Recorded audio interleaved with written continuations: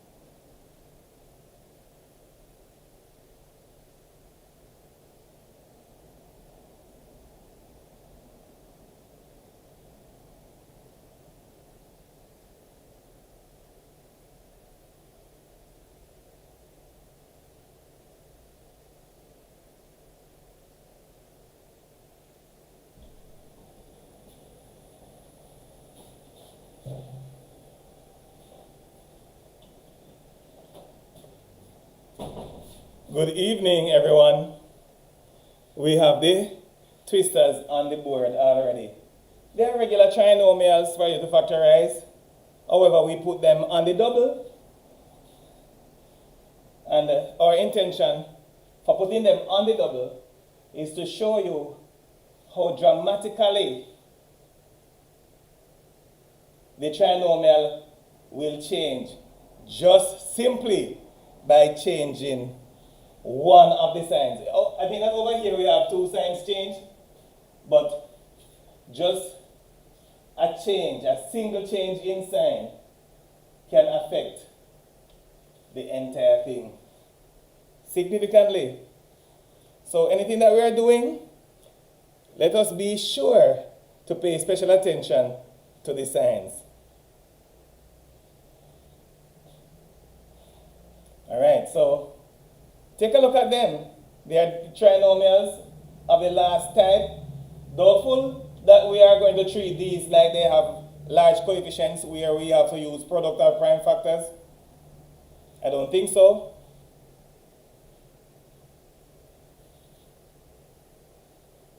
So we'll take a look at them in a few seconds as soon as we have more students joining. Of course, we are going to switch over the light. Yes. Yeah, we are going to switch over the light so that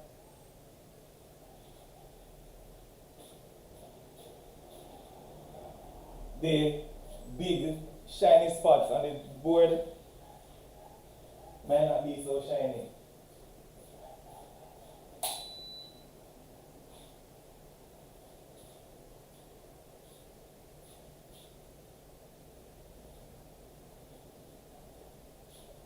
So that the big shiny spot on the board will change over the light in a few minutes.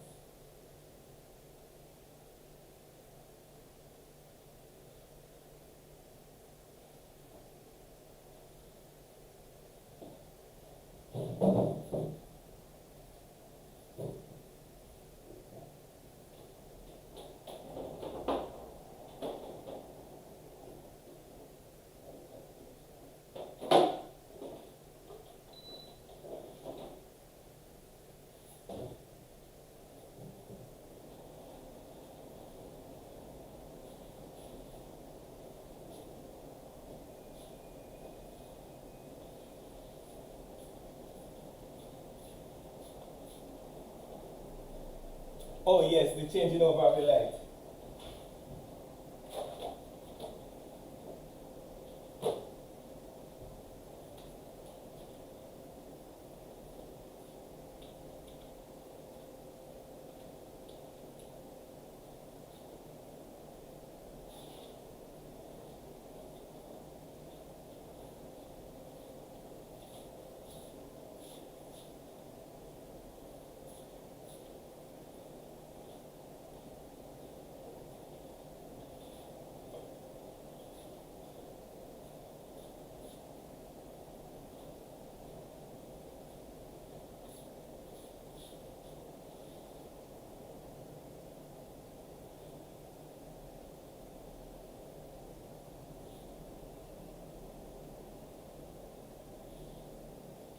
Okay.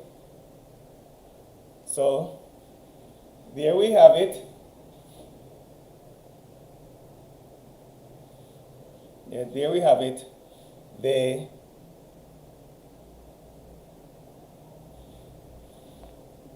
Okay, I'm located in Montego Bay. Montego Bay of St. James. The office is 47 Union Street with entrance on Hopewell Lane.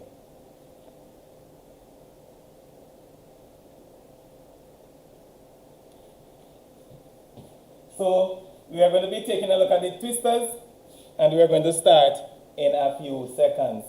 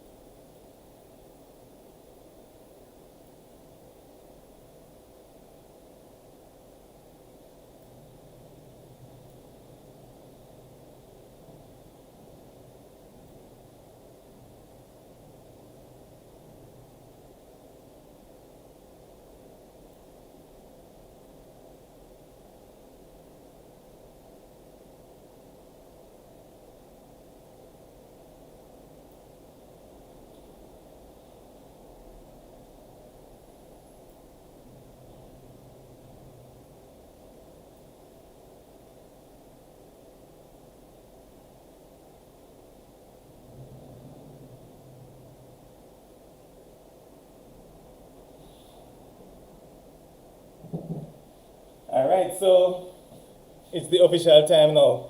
Good evening to everyone, and thank you for joining. Welcome to everyone. Welcome to the veterans who have been inside here batting from the beginning of the innings, and for those who are just joining, getting to the crease, welcome to you also. Thank you for letting your friends know about this, giving it some publicity. Yes. So a big thank you for that. And I hope that this evening will be, it's off already? Oh, yes. Oh, the computer screen is shining right there. So turn it away like that. So that's the only uncontrollable one right over there. Because it's in line with the electrical cord. All right, yes. So let us continue our work with factorization, and we are at trinomials. As it pertains to your to your TikTok, right? So as it pertains to that, you know that I've just loaded the last three what? The last three factorization by grouping. And in a few hours, depending on the viewership, I will start to put up the difference of two squares. And I think that we have, for the difference of two squares, we have 25 of them. So I think that I'll put them up in the space of maybe 5 days. It depends on, as soon as the number of views passed, yes, as soon as it passes 100, I'll put up another 5. So make sure that you're among the 100 who will view those audiovisuals. There's no use saying, oh, I don't know how to do this and I cannot do that, and I'm not doing this and I'm not doing that. You have the class. You have the instructional class. You have the tutorial class. What else do you have? You have your instructional manual. You have your TikTok videos. So you have more resources than anybody else who is doing CXC. The first 2.8, I was just looking for it.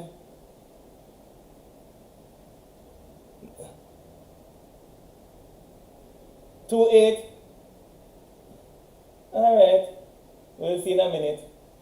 So let us go to the trinomials. Let's go. What do we say? The product is 3/8. The product is 3/8. And the sum is 10. 3/8, 24. A positive 24 and a positive 10. What two numbers multiply to give a positive 24, and when we add them, we get a positive 10. Multiply to give a positive 24, add to give a positive 10. I am seeing 8 something.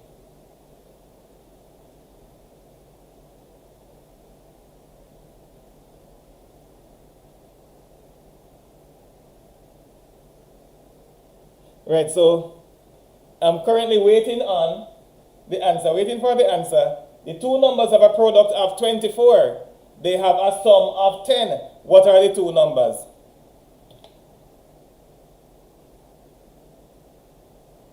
They have a product of 24 and their sum is 10.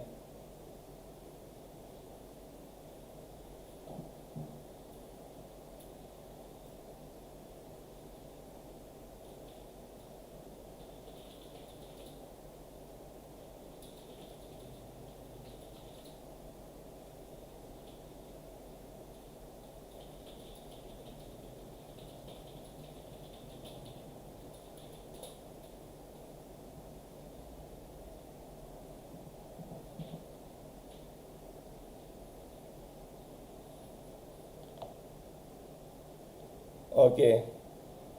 I am not seeing any response as yet. What are the two numbers with a product of 24 and a sum of 10? I think that you'd want to supply an answer before we start the second part of the twister, which is this one.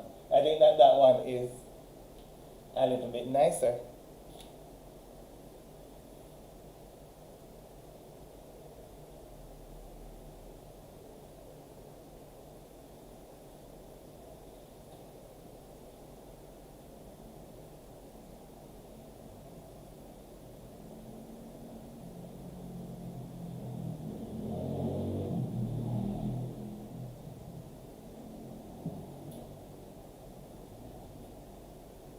Six and 4. Hurrah! So yes, 6 and 4 are correct. And I'm going to take in the same order for you. So we're going to have 3x squared plus 6x plus 4x plus 8. And we're going to factorize like that. So what we will do, we will factorize the first two. We are factorizing by grouping. So we'll take the first two first. So what is common in 3 and 6? The common factor right there is a 3. And what's common in x squared and x? Then we have x. So 3x is the common factor right there. Students, gear up on the common factor of the second pair. Since I have the common factor of the first pair, I would like to see the common factor for the second pair by the time I get there. Let's go. So 3 will cancel 3 here, and x into x squared is x. So simply x. 3 into 6 is 2, and the x will cancel the x, and that's all. When we are factorizing the second pair, we put the sign of the second pair, and of course then we put the common factor. 4 and 8, what's the common factor right there? Come on. Yes, 2 is a common factor, no doubt, but we need the largest one. Yes, 2 is a common factor for sure, but we need the largest one. When you're factorizing, you need to take, thank you very much, you need to take the largest one because the examiners are saying that you should factorize completely. So factorize completely. So 4.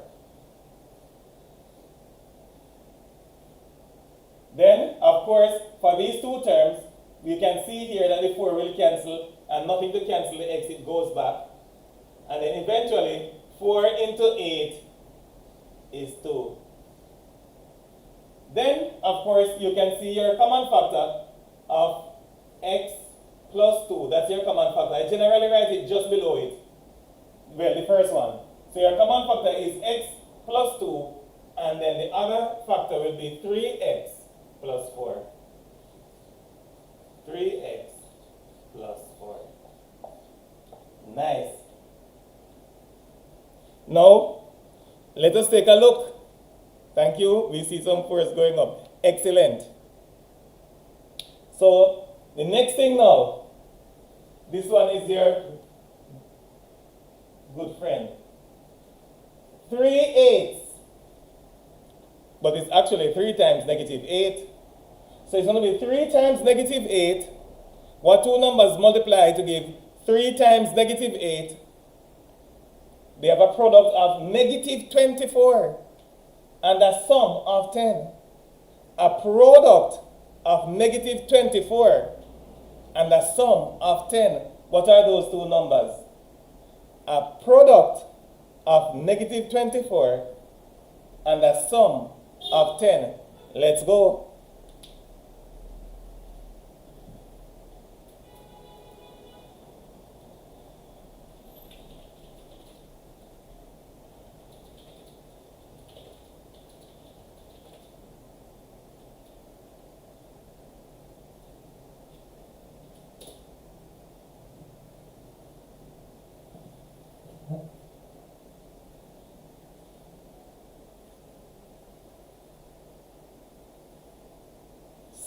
Second trinomial, a product of negative 24 and a sum of 10. Let's go. A product of negative 24. We multiply the 3 by the negative 8. We get a negative 24, and then the sum is a positive 10. Anyone can supply an answer? You gone again? For, if it's not 6 and 4, now it is 4 and 6. All right. I see you put a negative sign there. So I may put the negative sign where I please.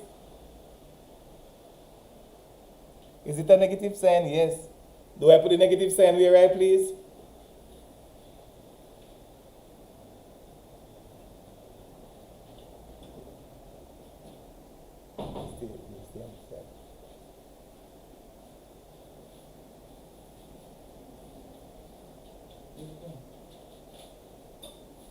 So when I look at the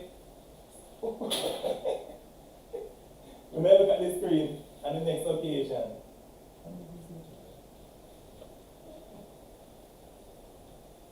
when I look at the screen on the next occasion,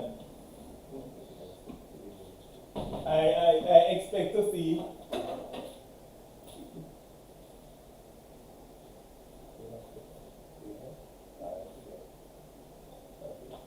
yes, I expect to see the answer.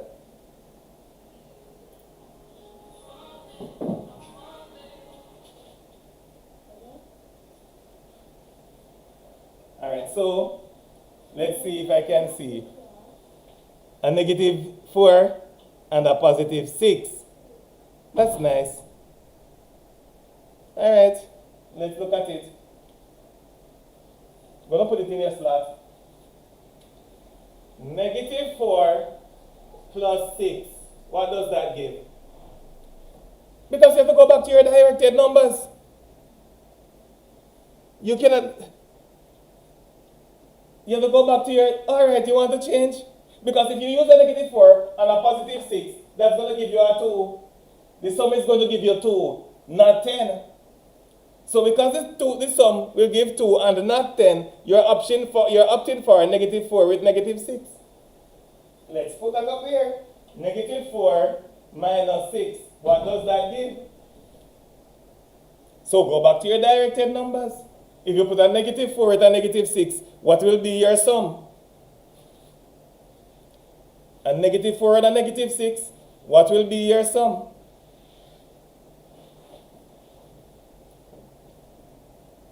Right, but look at that. Look at that, it's a positive 10. It's not a negative 10. It's a positive 10. Additionally, when you multiply a negative 4 by a negative 6, the result is a positive 10. 24. Positive 24. There we have it. So when you multiply a negative 4 with a negative 6, the product is a positive 24. But the product that you need 3 times negative 8. So that 3 times negative 8 is a negative 24. So the product that you need is actually a negative 24.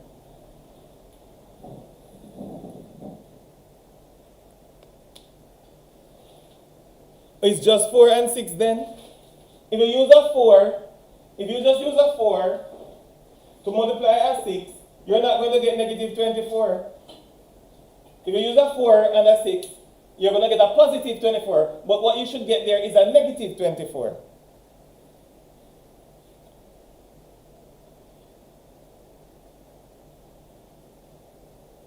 So that is why I call them the twisters. Right, that is why I call it what? The twister. That is why it is the twister.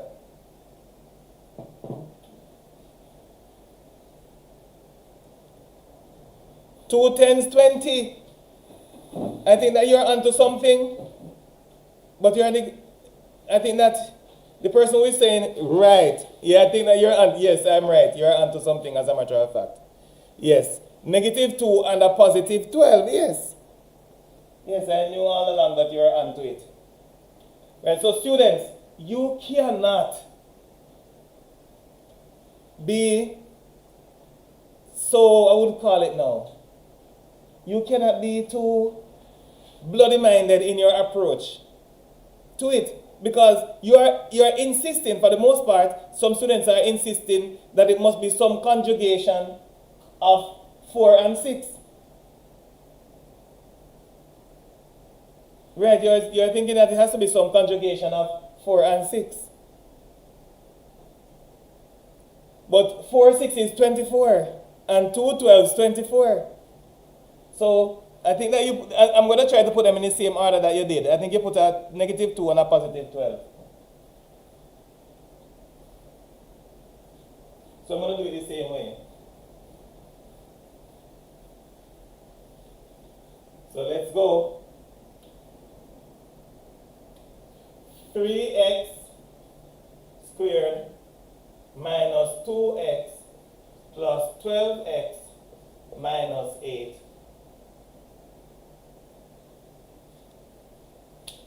Nice. So what do we say now? What is common in 3x squared and negative 2x?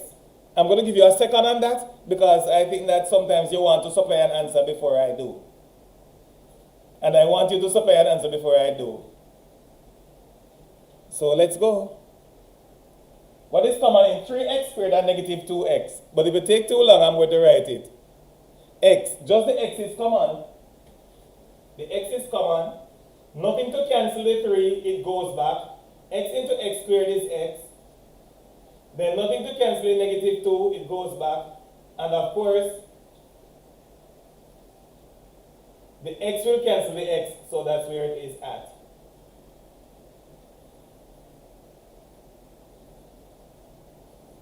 What's common in the next one? Of course, you're going to put the sign that begins the second pair. So it's a positive, you put it. And then what's common in 12x and negative 8? It's common in 12x and negative 8 and 12x and negative 8. 4 is, yes, not just common, but it's the highest common. Thank you very much. So we have a 4 right here. So 4 into 12 is 3. Nothing to cancel the x, it goes back. And then, of course, positive into negative is negative. When you're dividing by a negative, when you're dividing by a positive, the sign just goes back. Right. So we are saying 4 into 8 is 2. So what do we have here? 3x minus 2 with x plus 4. So the common factor is 3x minus 2 and the other factor is x plus 4. Nice. Another twister. The product, the numbers that we have there, what will be the product of those two numbers? 5 with a negative 6. 5 times negative 6 is negative 30. They multiply to give a negative 30, and when we add them, we get a negative 13. Let's go.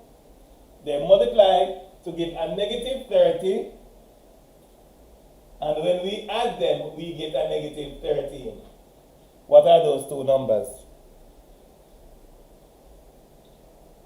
No, this is not grade 6 work. This is work for students who are doing the CXE examination.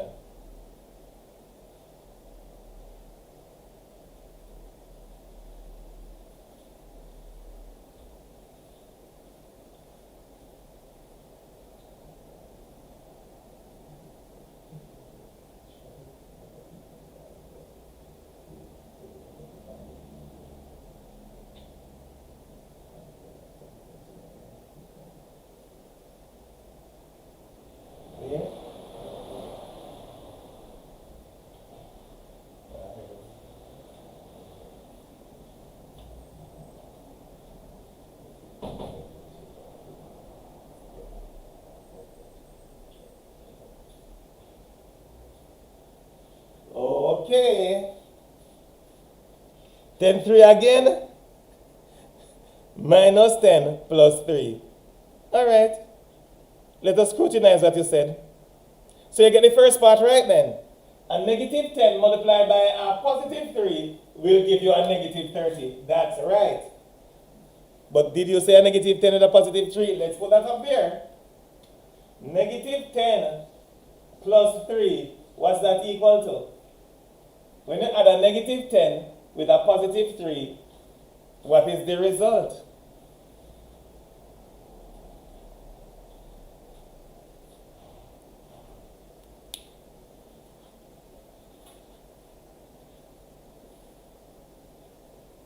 Right, the answer is negative 7.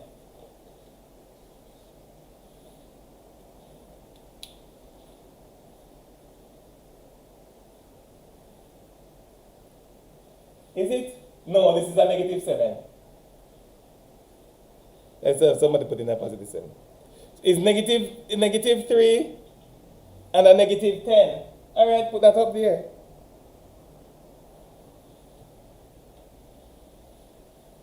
Put the negative 3 with the negative 10. The negative 3 with the negative 10 will give you the negative 13. That's correct. But when you multiply a negative 3 with a negative 10, you are going to get a positive 30. Now, we need a negative 30, students. We need a negative 30 for the product, and we need a positive 30. Let me go that again. I'm just looking at these figures, which are throwing me off. We need a negative 30 for the product, and we need a negative 13 for the sum. And for the person who does not understand, it is going to be very difficult for me to say why you don't understand, because what we're doing here is factorization of a trinomial. Now, for you to be able to factorize a trinomial in this manner, you have to be 100% sharp on your multiplication table. Yes, you have to be sharp on your multiplication table. So if you are not sharp on the multiplication table, when I'm attempting to do this, you will not understand what I'm saying if you are not sharp on the multiplication table. Another thing, if you do not know how to manipulate positive and negative numbers, and you are not proficient with that, you will not understand what I'm saying. So you have to be sharp on the multiplication table, and you have to know about manipulating directed numbers. Of course, manipulating directed numbers is the first topic that we did. So if you are not sharp on directed numbers and your multiplication tables, then I will have to get you up to speed with your multiplication table and go to another place with you where I can teach you how to manipulate directed numbers, because when you will not be able to factorize a trinomial if you are not good with those. An additional thing, if you do not know how to manipulate indices, you're going to have another problem. And of course, I would have taught that before also.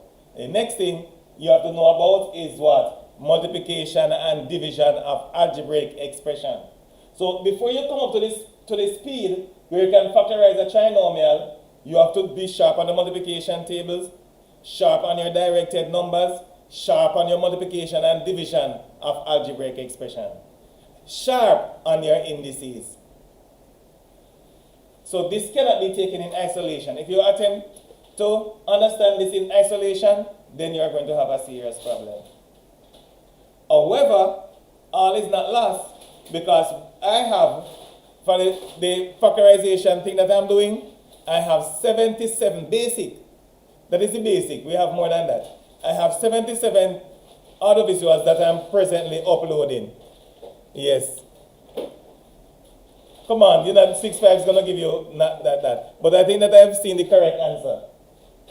Yes, I think that I've seen the correct answer. The correct answer is negative 15 and a positive 2.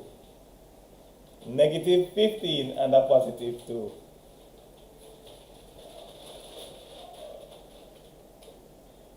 Alright, so for applied mathematics, when I did applied mathematics, it was applied to particle mechanics. So it is something similar to what I would do for physics. So the applied mathematics that I did was mathematics applied to physics, particularly mechanics. But you have mathematics that will be also applied to statistics. So I'm not sure where you're at, if you're at statistics or you're at mechanics.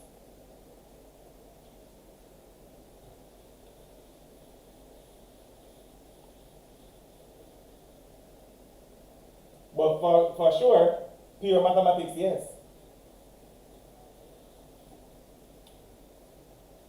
So let's go. 5x squared. I hope it's not gone off the screen yet, it is. But I remember, because it was right. Negative 15x plus 2x minus 6. Right, so that's it. And what we'll do, we'll factorize the first two first.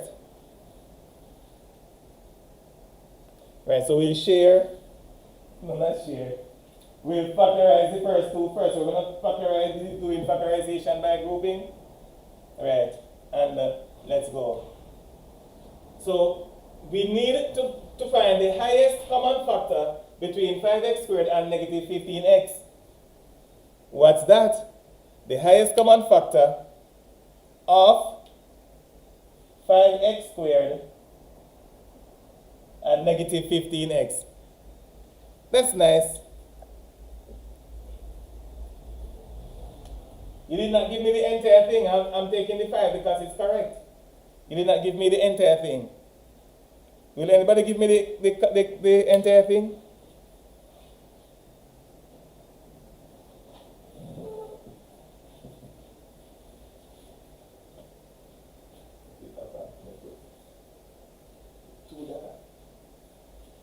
What is that? No, it's not 2. No. 2 is 3.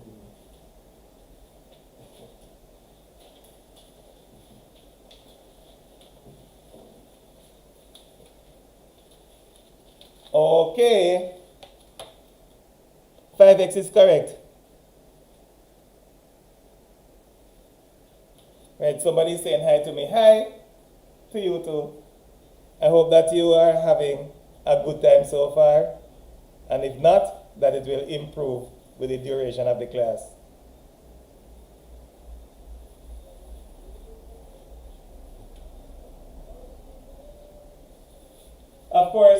factorizing into this, so we have what? 5 will cancel with 5 and x into x squared is x. So the 5s will cancel there.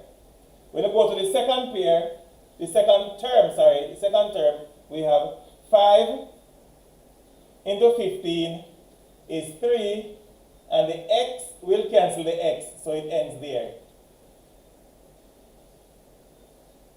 Then the sign of the second pair, the sign that begins the second pair. And what's common? I was expecting that to go up.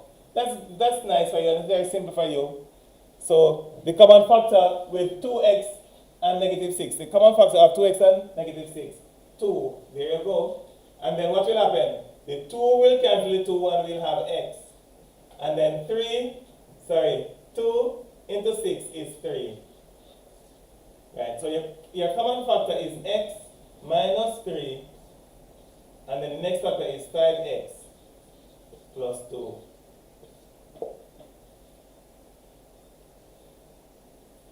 And this one is better for you now. Yes, this one is better for you. The two numbers have a product of 30. So the product is 30. And the sum is negative 13. That one is better for you. 30, negative 13. Positive 30, negative 13. For sure.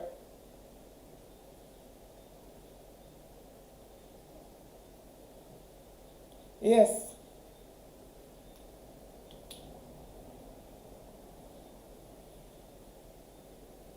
Yes, it's surely quadratic in trinomial form, and we are factorizing that trinomial by first resolving the middle term into its two components.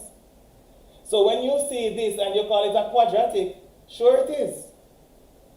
But it is in trinomial form.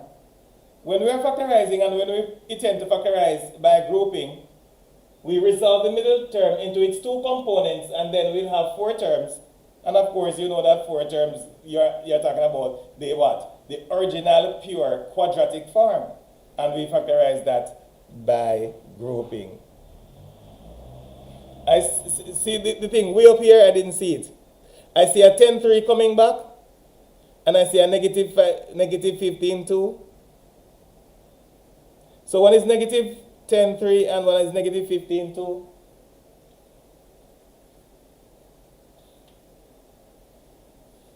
Students, when you are doing mathematics or anything in life, begin at the beginning. Begin at the beginning. This is what I mean. All right. You're going to say for this, 5 times 6. It's a positive 5 times a positive 6. The result is positive 30. So, because the result is positive, what do you know about the two numbers that will multiply to give the positive 30? You must know something about them. Because because the product is positive, what do you know about the two numbers? Yes, there it is. Because the product is positive, the two numbers must have the same sign. So there's no way you can give me two numbers with different signs and it be correct. It cannot be correct because 5 times 6 is a positive 30. The only way that you can get a positive 30 from a product of two numbers is if the two of them have the same sign. So the one with the negative 10 and the negative 3, you are onto it. So you've got the signs correct right there.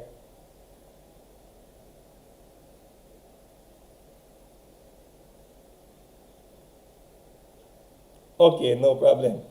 Well, you have many different methods that teachers employ for you to factorize a trinomial. But what I do not really subscribe to, you can use it, of course, and it's acceptable. But I do not subscribe to a purely mechanical process. Yes, when the process is just mechanical, you run yourself into trouble if you have circumstances that are not so favorable.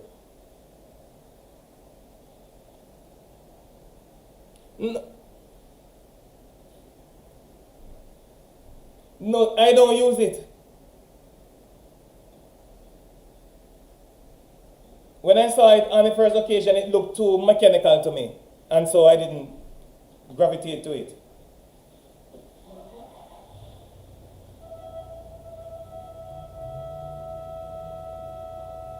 So what do we have here?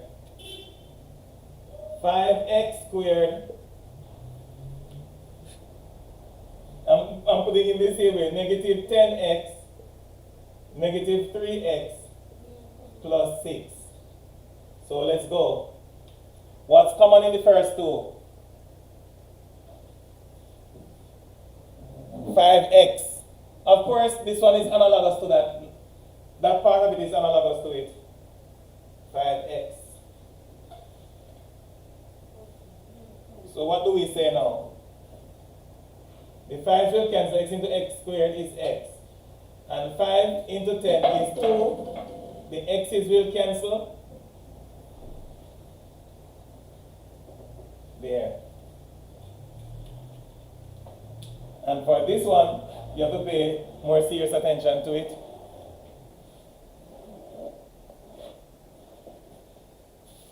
Alright. So this one is going to be a negative 3. Do not forget that you have to use the sign that begins the second pair. Alright, so what do we say now? Of course, negative 3 into negative 3x is just x. And of course, when we are factorizing, we have to give consideration to sign and all.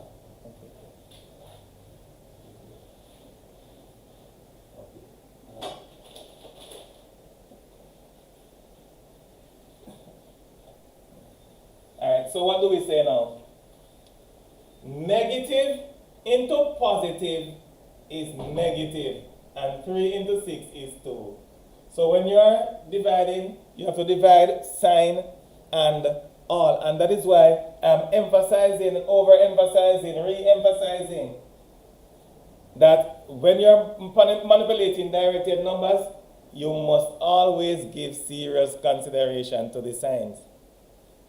So we have now, yes, you're right, x minus 2 is a common factor, then 5x minus 3. Nice. Then go up to number 5. We are going to have a little more fun than you have had so far. The product of the two numbers is what? 6 tens. 60. The product of this one is easy. Well, kinda, I hope so, because all of the signs are positive. So we have 6 tens, 60. The product is 60, and the sum is 17. The product is 60 and the sum is 17. What are those?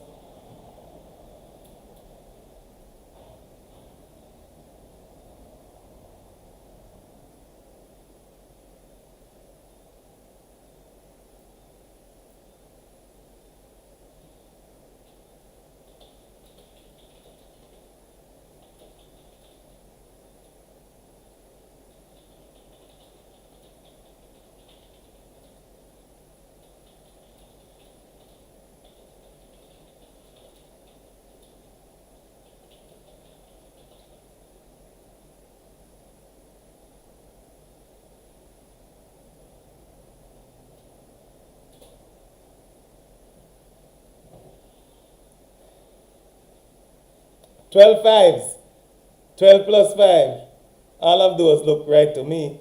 So whether you're looking at it from the perspective of multiplication or the perspective of addition, your 12 and your 5 are correct and the signs are correct also. So 6x squared plus 12x plus 5x plus 10. So what do we say?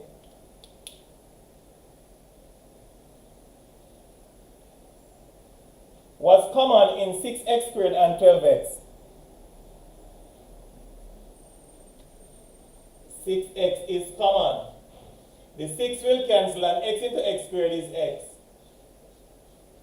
6 into 12 is 2 and the x's will cancel. What's common here? Of course, the sign that begins the second pair. And what common in 5x and 10? X. 5 into 10, 2. So what do we have here? X plus 2, 6x plus 5.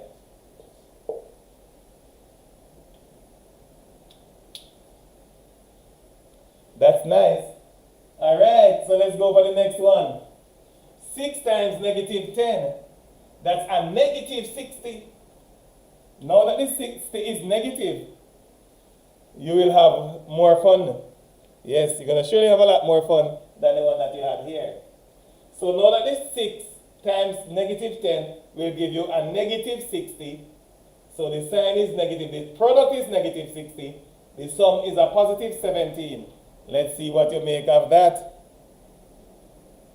I am happy that I don't document the twisters. Yes, I'm happy that I don't do that.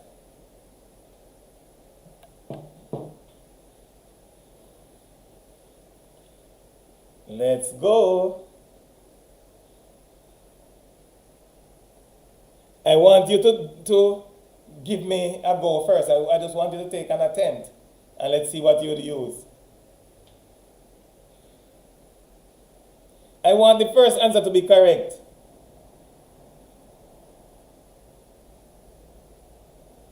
I need the first answer to be correct.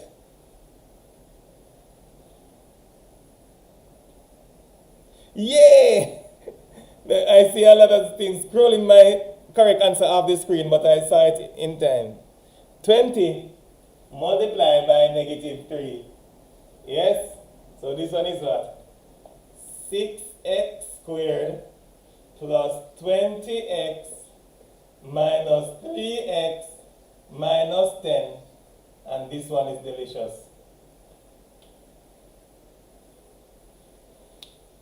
Yes, that one is delicious. So what's the common factor? Right there, 6x squared plus 20x. What's the highest common factor? I see something going up. I wonder if it is the highest common factor. 2x is correct. Yes, 2x is correct.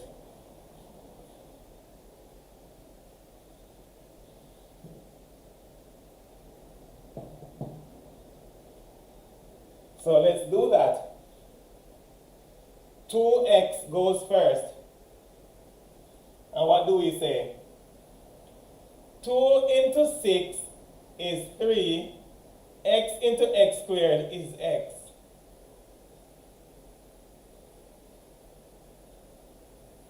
Then what?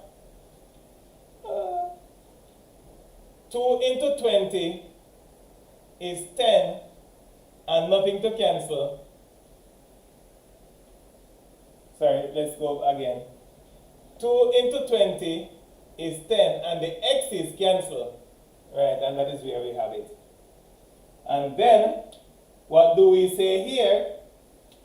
We begin the second pair, or the factorization, the common factor, with a negative sign. So because the second pair begins with a negative sign, we're going to opt for that. If it doesn't work, then we can investigate it and see why. And then what about the common factor apart from the negative sign? Was it? Yes. Good. Excellent. So we see there that it should be a negative 1 because we do not have anything else common. And what do we say now? The 3x will go back. Negative into negative is positive, and we have the 10.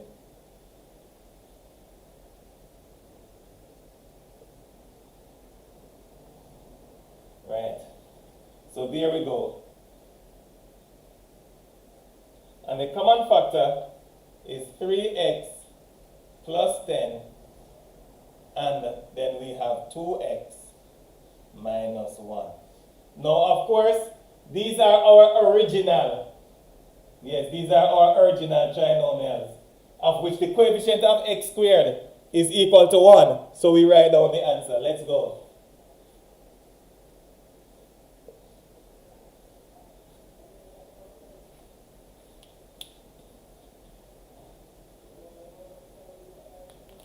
Let's go, let's go, let's go, let's go, Jerry.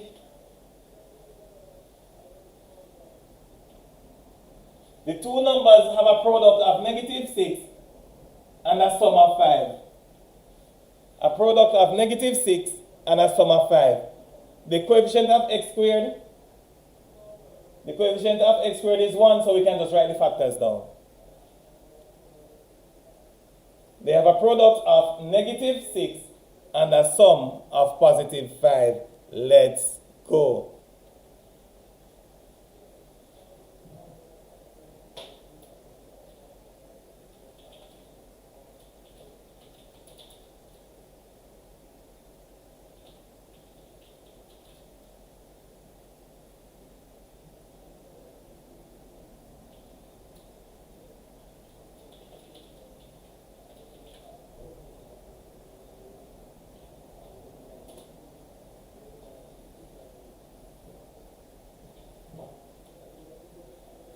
I expected to see 3 too, but that's not correct.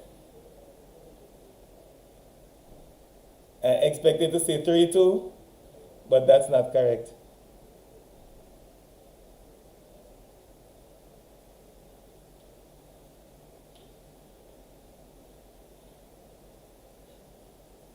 And that's a good goal, because they have a sum. The 3 and the 2 are both positive, and they have a sum of 5.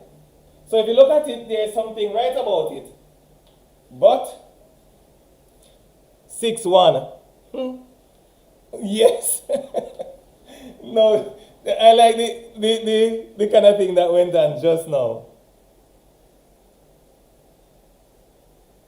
One put 1 minus 6, and the next one put negative 1 plus 6.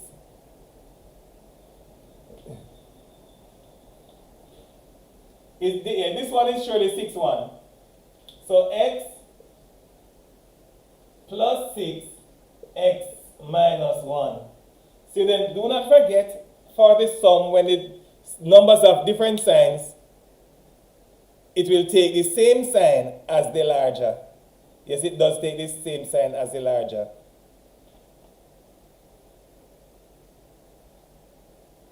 No, I'm not on Google Meet at the moment.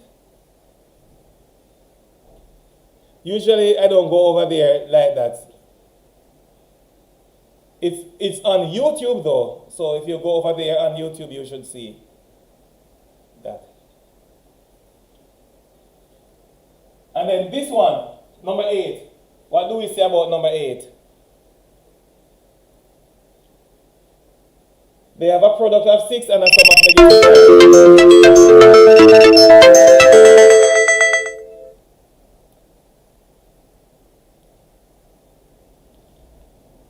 5. Alright, yes. So there we go. Yes. We have a sum. We have a sum of positive 6 and a product of negative 5. Sorry, let me go again. We have a product of 6 and a sum of negative 5. A product of 6 and a sum of negative 5. We can write this down because the coefficient of x squared equals 1. There we go.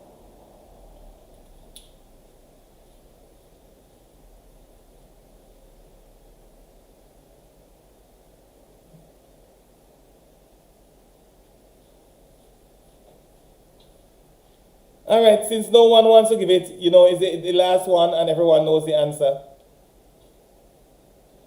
A negative 6 times a positive 1 will not give us a positive 6 for the product.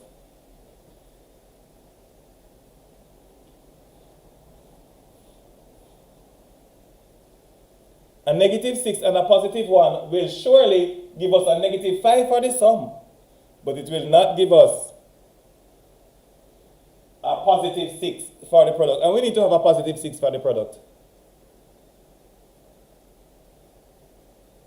We need to have a positive 6 for the product.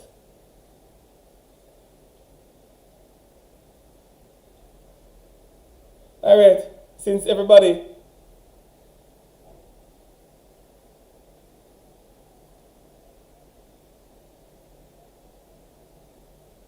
a negative 2 with a negative 3.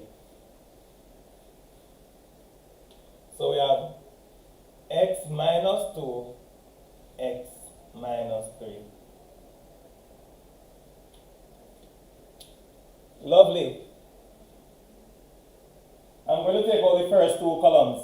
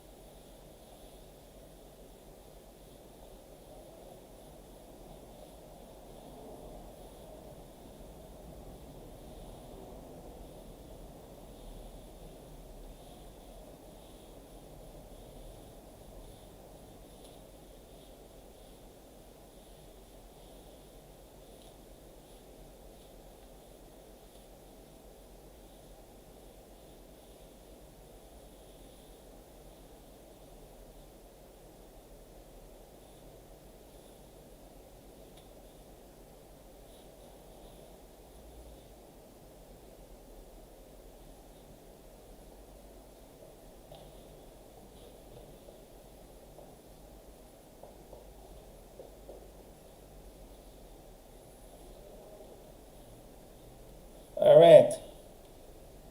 Now we are going to be moving over to transposition. So, the meat and potatoes of our factorization is over, but we are going to apply factorization at least 2 more times before we finish the algebra manual. Yes, before we finish this one. We're going to do that. We're going to use trinomials again, and we're going to factorize trinomial. We're going to factorize other forms of expressions.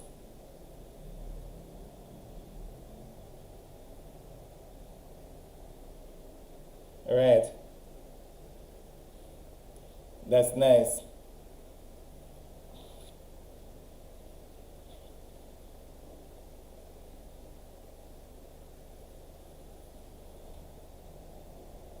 Nice.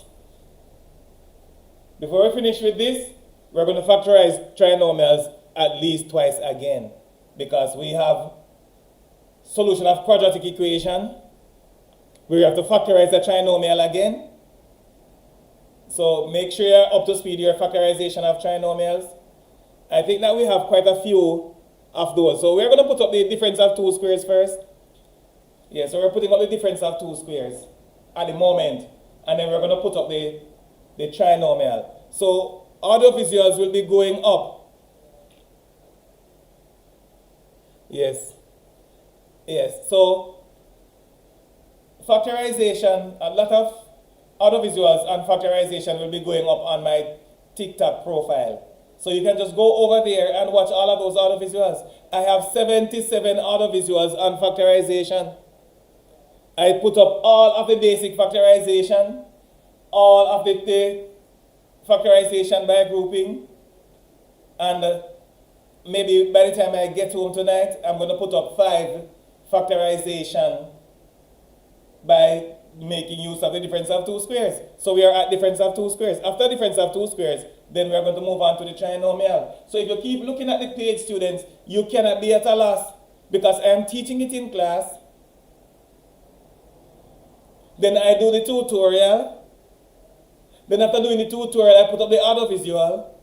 So you always have information and instruction on whatever I'm teaching.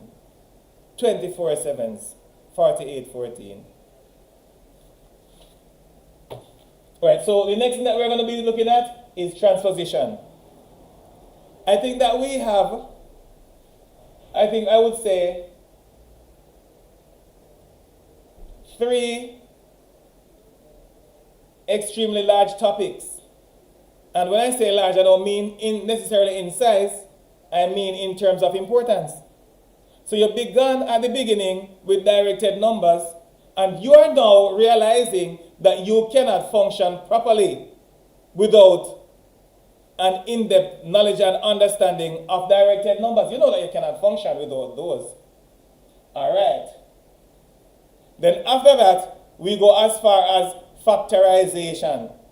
You're going to have quite a bit of difficulty with your mathematics after this if you cannot factorize, students.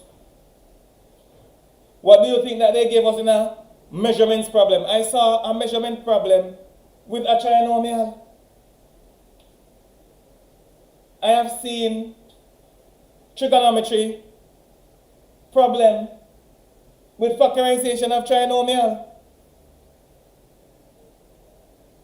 At the highest level, any weakness that you have will be exploited. So you have to make sure that you don't have any weakness, like Diego Forlan.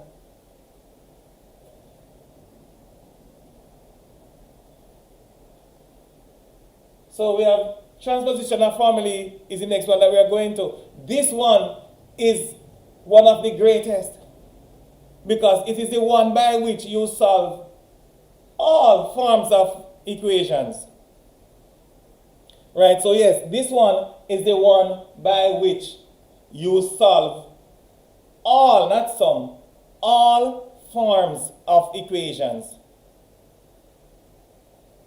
And what is transposition of formulae? If you to transpose a formula, you're attempting to make something the subject of the formula. Usually, of course, you would imagine that whatever you are asked to convert to the subject of the formula is not presently the formula, the subject. So it is not the subject. And where do we find the subject? We find the subject on the left-hand side when we are finished. So when we transpose the formula, the proposed subject must become the subject. And to become the subject, it should be present on the left-hand side. Some people transpose the formula and they do not put the proposed subject on the left.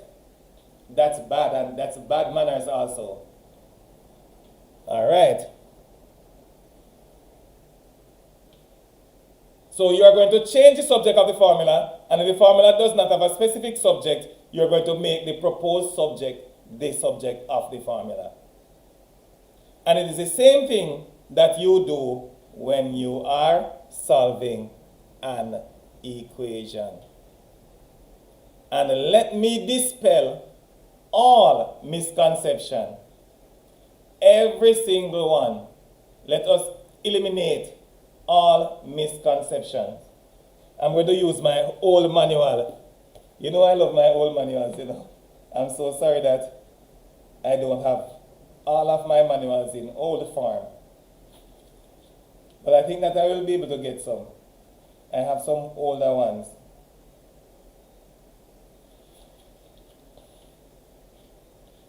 Okay. Let's go.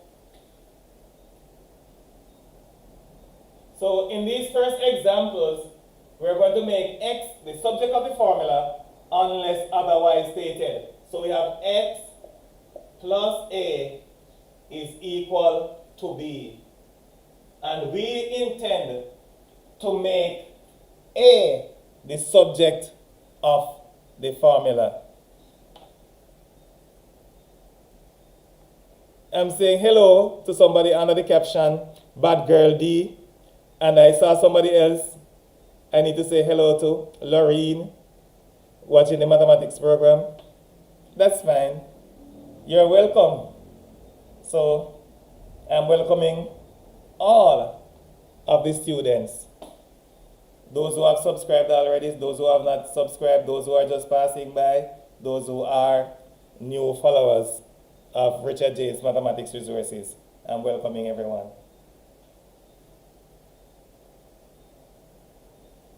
Nice. So what do we do now? In order to make anything the subject of the formula, we need to have that on the left-hand side and everything else on the right. So if somebody asks you to make B the subject of this formula, it's easy because what? X plus A is equal to B. So it is fair to conclude that B is equal to X plus A. And that is all that you would need in order to make B the subject of the formula. So B is now the subject of the formula, and we are done. However, for the exercises that we are doing now, we are making X the subject of the formula unless otherwise stated. So, when we intend to make X the subject of the formula, we see that it is accompanied by A on the left-hand side.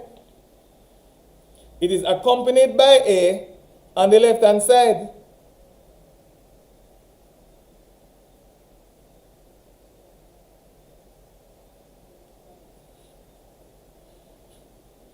Thank you very much. I'm going to be over there again tomorrow morning, but that time I'm going to be doing a rare pickup because I always send the books through Nutsford all over Jamaica. Yes, so that is why I'm always there. But tomorrow morning, that's not the reason that I'm going to be there. I'm going to be picking up something on this occasion. So I'm going to be there tomorrow also. Yes. So we intend to make X the subject of the formula, and it is accompanied by A on that left-hand side. In order to make X the subject, therefore, we will have to remove the A. We will have to eliminate the A. We will have to do something that has a cancelling effect on the A. So what will we do? Now, X plus A is equal to B. Not like that, like this. A is in a relationship with X. It is added to X. So in order to eliminate the X that is, the A, sorry, that is added to the X, then we will have to do the opposite of addition, which is subtraction. So we minus A there. So if we do that, we will now eliminate the A and we will just have X there on the left-hand side. However, for an equation, anything that you do to change the value on one side has to be done to change the value on the other side in the same way. So for transposition, you don't say anything you do to one side, you must do it to the other. That's not true. That's not true. They say anything you do to one side, you must do it to the other. That's not true. Anything that you do to one side that has the potential to change its value must be done to the other side in order to change its value in the same way. So what do we do? If we subtract A from the left-hand side, the equation is not going to be balanced. So we subtract A from the other side also. Now, for the equation to remain the same, you have to treat both sides equally. Both sides have to be treated equally.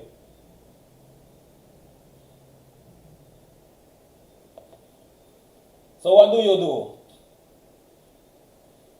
On the left-hand side, A minus A is 0. So it's just like you're adding 0 to X. So you have X there. And then on the right-hand side, you have B minus A. You are told often that what really happens is that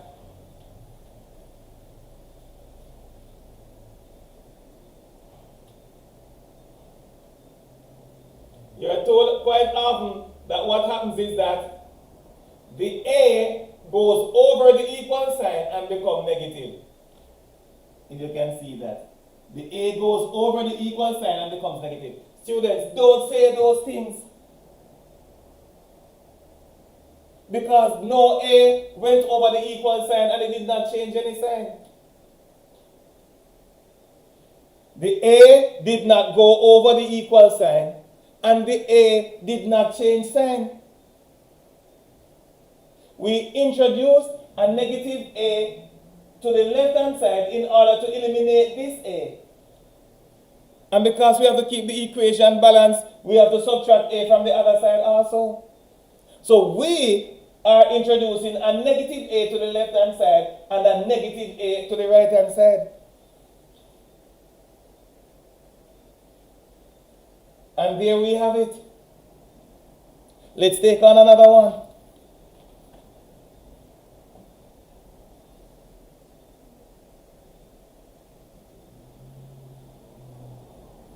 AX minus Y is equal to Z.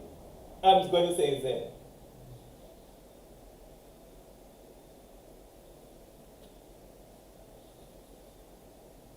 There we have it for number 2.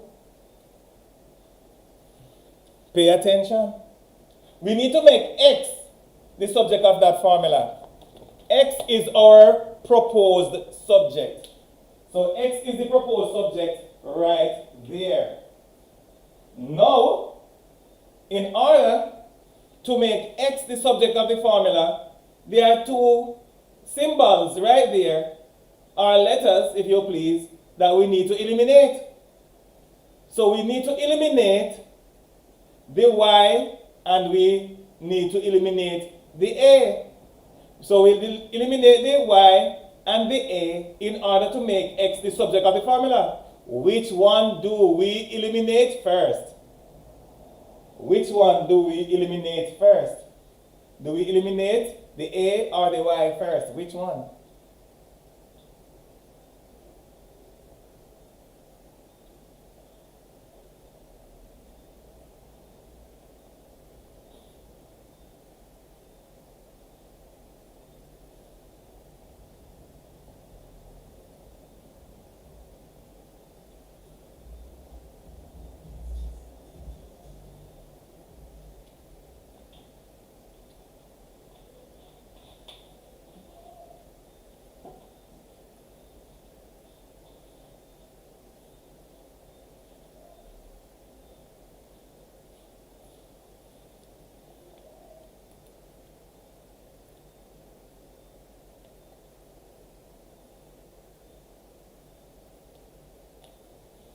We will eliminate the Y first. Why will we eliminate the Y first? Just admit that's you. Not only will I. That's nice. All right.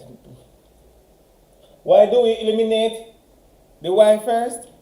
We eliminate the one that is least related to the proposed subject first. So that is the one that we eliminate first. The one that is what? Least related to the proposed subject. That is the one that we eliminate first.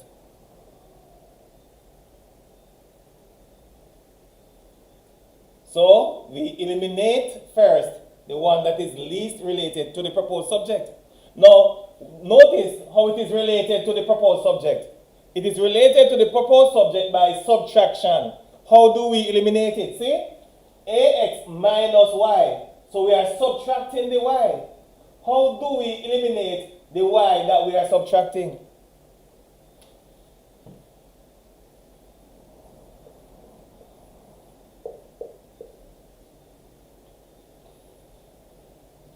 Add.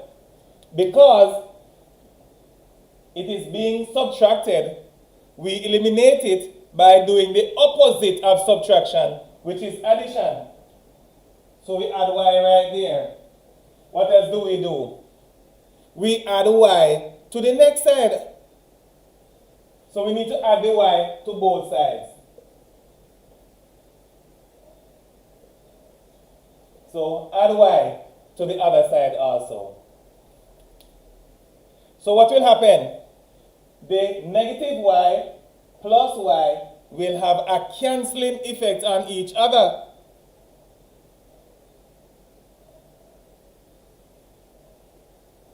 That sounds like That sounds like a good take.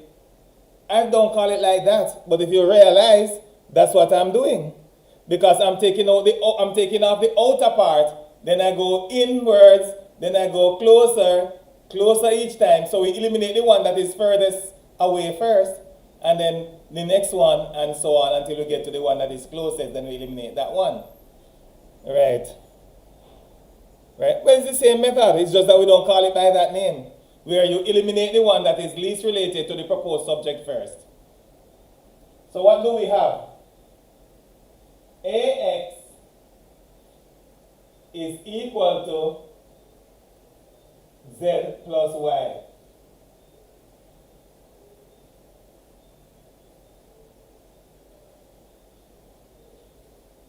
Right.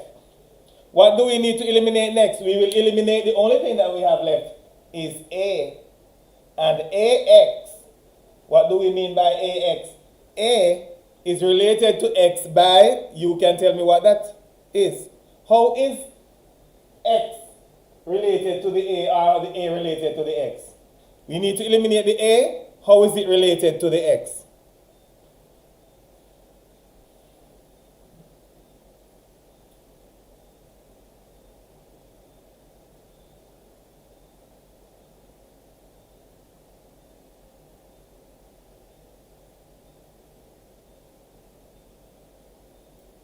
Yes, of course, we add y to both sides. And I see that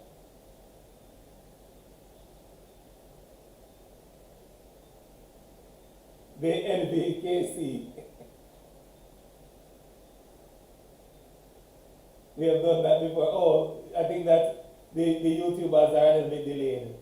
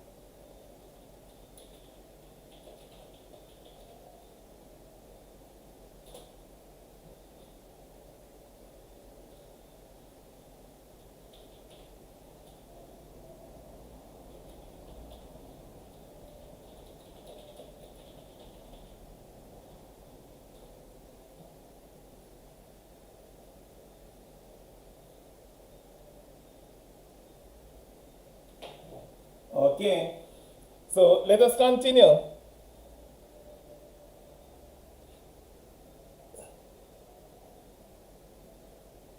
Yes, we are making X the subject of the formula unless otherwise stated. And I see someone is telling me that I should divide by A, if I'm right.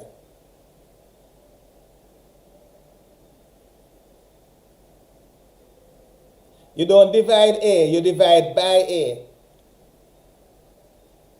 Okay, so we'll divide by A, and we can show it like this.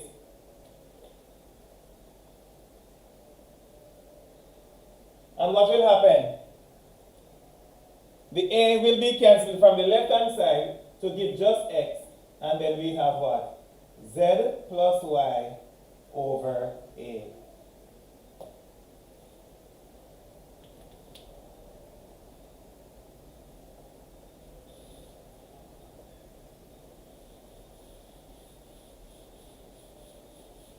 So it is important to understand these things.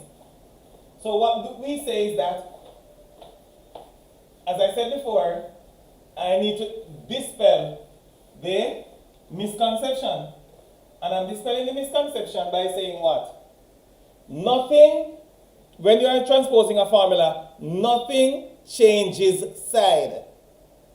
Nothing changes sign. So it does not go over the equal sign, and it does not change sign. As you recognize here, we have the plus A. So what do? We subtract A on the left-hand side, we subtract A on the right-hand side. Why do we subtract from the left? We subtract a on the left-hand side because we intend to eliminate this positive a. And why do we subtract a on the right-hand side? We intend to balance the equation, so we have to do that to both sides. So whatever we do to change the value on one side will have to be done on the other side in order to change the value in the same way. And we'll see very, very soon, well, maybe not in this class, maybe next week, Thursday, that as a matter of fact,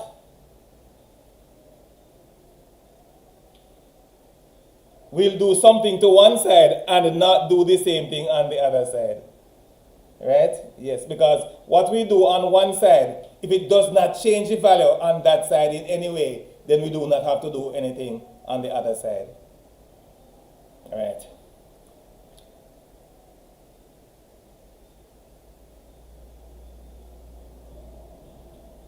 Surely, yeah, because everything is based on principles.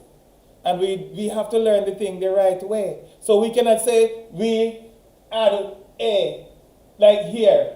How do we solve this one? X plus a is equal to b.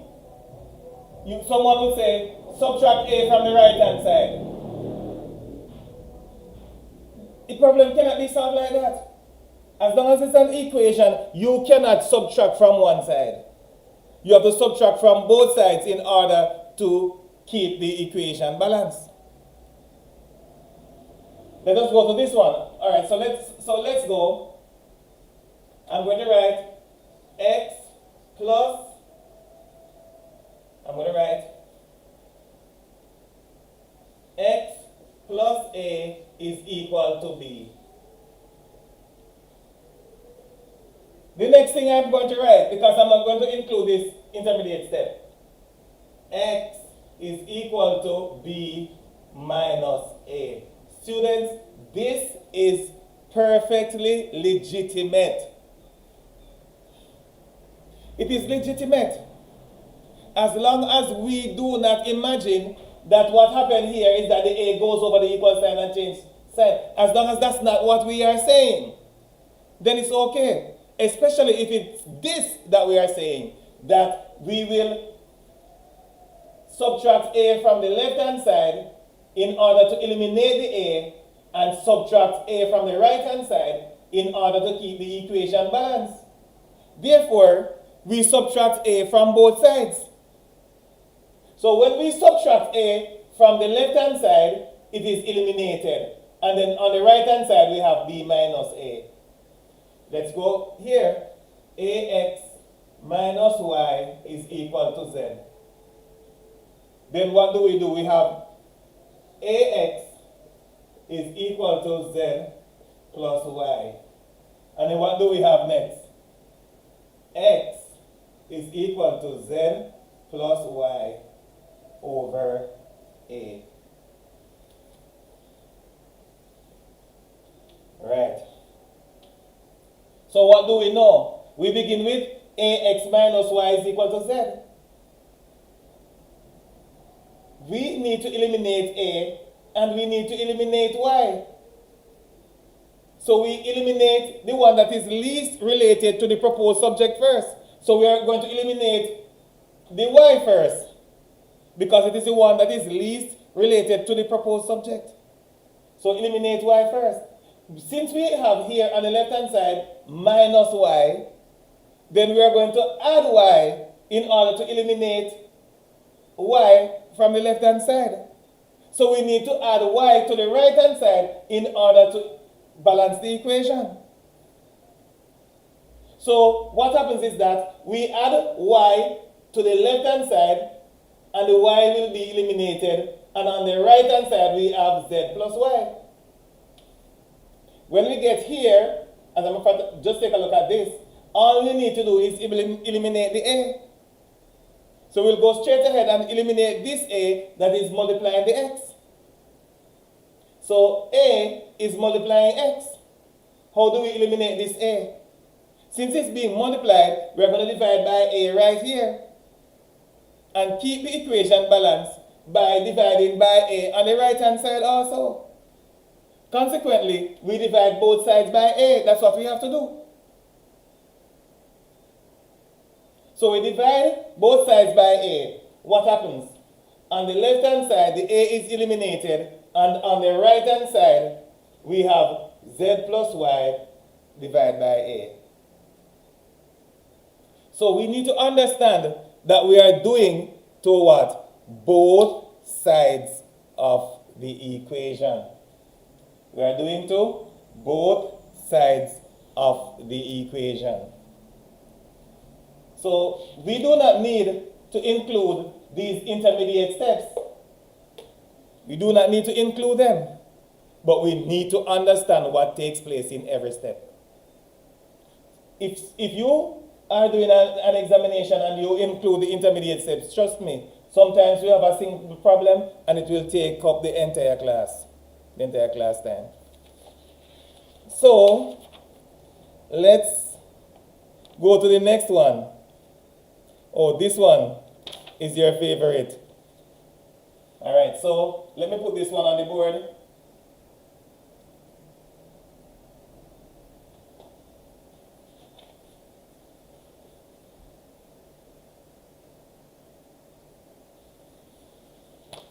So we have ax plus b is equal to cx minus d. And I hope that it is not in the glare of the light. Ax plus b is equal to cx minus d. I'm looking. No, it's not in the glare of the light. Right. Now, students, I need you to look at this. We are making x the subject of the formula. And I need you to tell me what is the most significant thing to consider if we need to make x the subject of the formula. That means x is the proposed subject. That means, I'm not going to say what it means. You tell me, what is it?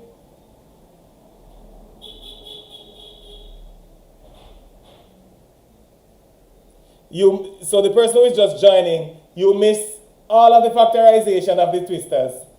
Yes? So you miss the factorization of the twisters, and you miss just a few seconds that we have done the transposition for. So x will be on one side alone.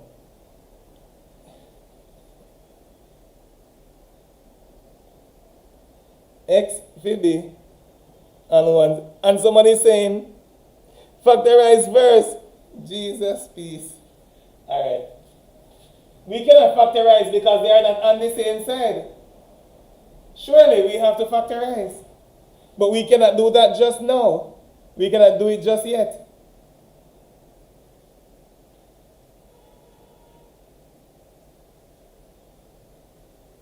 Not, your focus is not on like terms.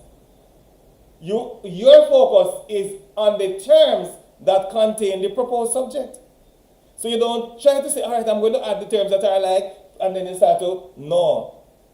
The terms that do not contain the proposed subject are secondary terms. You don't have to put any focus on any emphasis on them. So put the emphasis on the terms that contain the proposed subject. All right, so let's go. So I'm going to go back to what somebody just said. X must be on one side. X must be on one side. So the greatest significance concerning the proposed subject here is that, what is of greatest significance is that the proposed subject is on, okay, let me say that better. We have two occurrences, or we have more than one occurrences of the proposed subject, and those occurrences are on opposite sides of the equation. So that's the greatest problem that we have. It is bad enough that we have two occurrences, but it is even worse than the two occurrences are not on the same side. Right.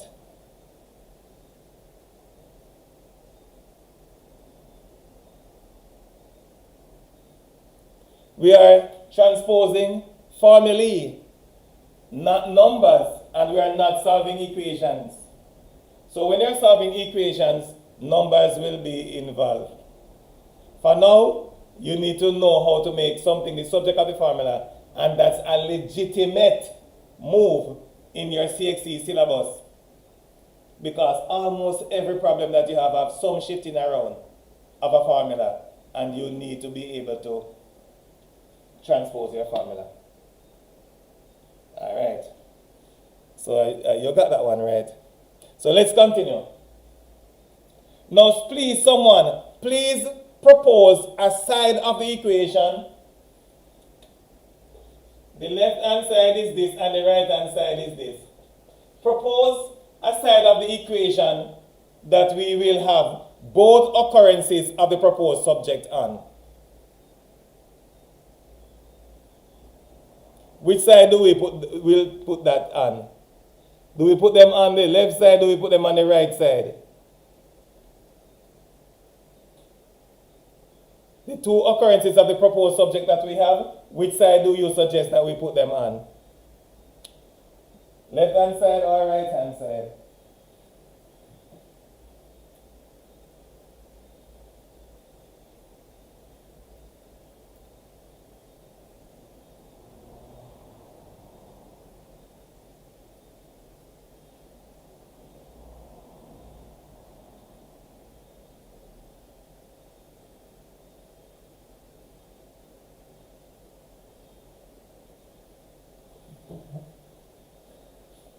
Left, right, left, right.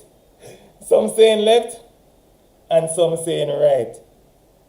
I will put them on the right side, but I'm going to put them on the left side and then put them on the right side. So let's go. All right. Now get it, students. If you notice, we're going to get this CX to appear on the left hand side. How do we do that? We do that by subtracting, because this is a positive CX. This negative sign belongs to the B, not to the CX. So this negative sign that we have here has nothing to do with the CX. CX has a positive sign. It is positive? Yes. So because the CX is positive, we are going to eliminate the CX from the left-hand side by subtraction. So if we subtract a CX from the left-hand side, if we subtract a CX from the right-hand side, it is going to be eliminated. And that will remain over there for now. So if we subtract a CX here, the CX will be eliminated. However, we cannot subtract CX from one side alone. If we subtract it from the right side, we need also to subtract it from the left.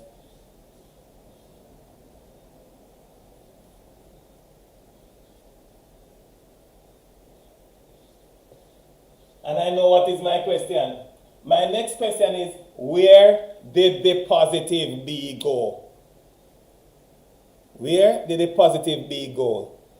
In the meantime, it is best if we are making if we are making X the subject of the formula, it is best that in the meantime, getting all of the X's to be on the left-hand side, we get everything else to be on the right-hand side.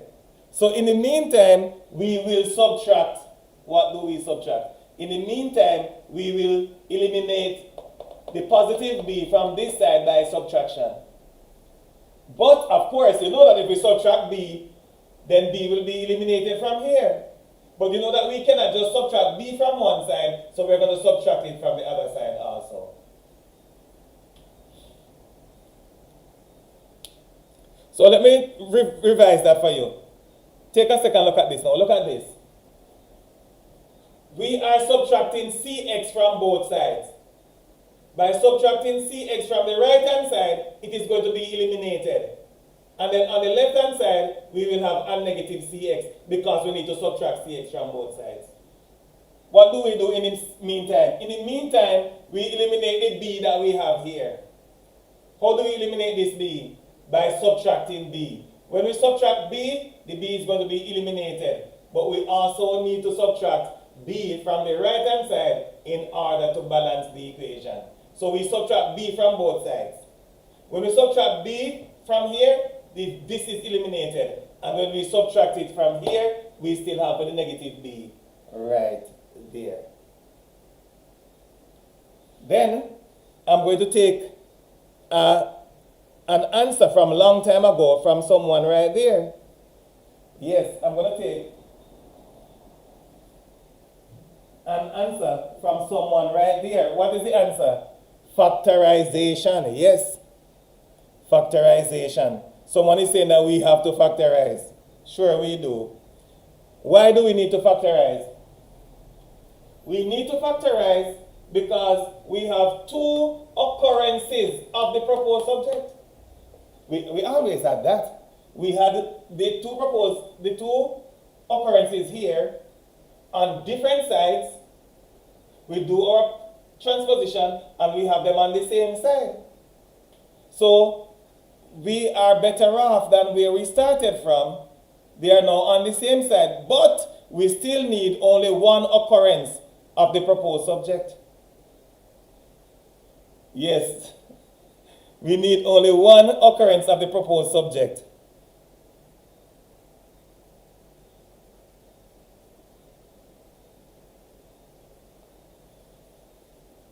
We need just one occurrence. So what do? We take a common factor of x and we do our basic factorization. X will cancel x to give a, and x will cancel x to give your negative c. And that is equal to negative d minus b. I'm making sure, well, it's not too bad. So after factorization, what do? Students, just go straight ahead. Do the most logical thing. Use your common sense. The x that precedes the brackets that we have here, meaning that x is being multiplied by that. That's what it means. X is being multiplied by a minus c. So how do you propose that we eliminate this a minus c that we are multiplying by? So properly in class and students. Yes, sir. Let me see one. Remember me? Yeah, this is also good. How many? There are two people that might be similar. And then they come naturally on the left who are the person Amelia. Amelia, yes. And I enjoy that. Yes. So we would give a 15 now. You get 10 already? First time I get some books. And then we get 50. I'm trying to buy 4 yesterday, man. I was starting yesterday.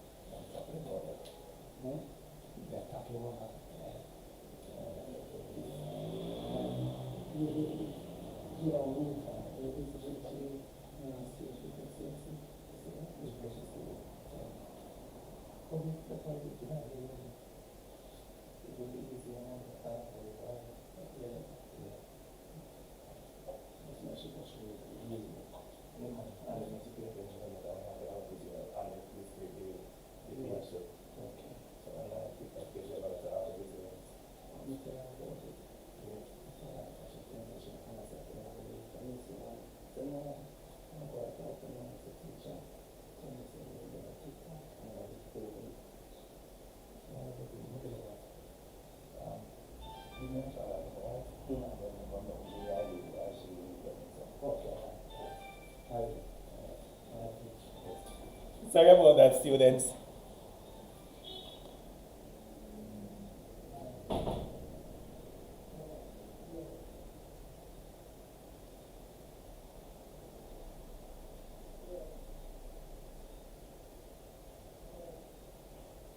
All right, so let me repeat that. Okay, so let me repeat that, students. Let me repeat it. We are attempting to make x the subject of the formula. X is just before the brackets right here. So x and then these pair of brackets enclosing a minus c. What does that mean? What does that mean? It means that, okay, right. Yeah, it means that x is being multiplied by a minus c. That's what it means. A preceding the brackets like this means that x preceding the brackets like this means that x is being multiplied by that. So because it's being multiplied, we need to divide both sides. So we're going to divide both sides by a minus c. When we divide this side by a minus c, the a minus c will be cancelled, and then we have just x. On the other side, we have negative d minus b over a minus c.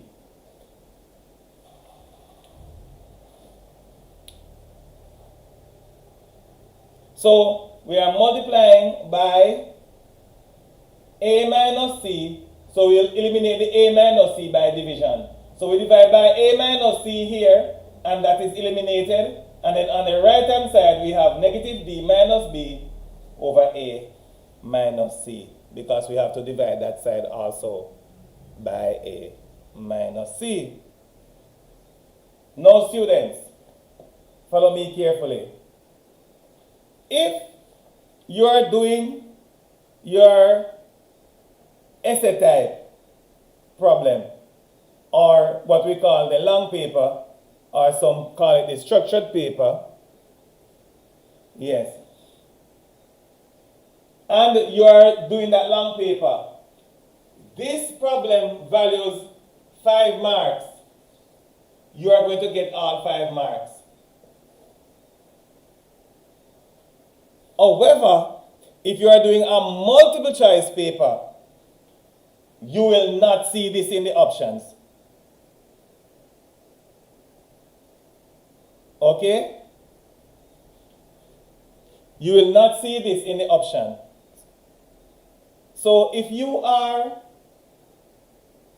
doing the long paper and you do this and it values 5 marks, you're going to get the 5 marks. But if you're doing a multiple choice and they give you this formula to transpose and you work it out like this and you got this answer, you're not going to see it as one of the options.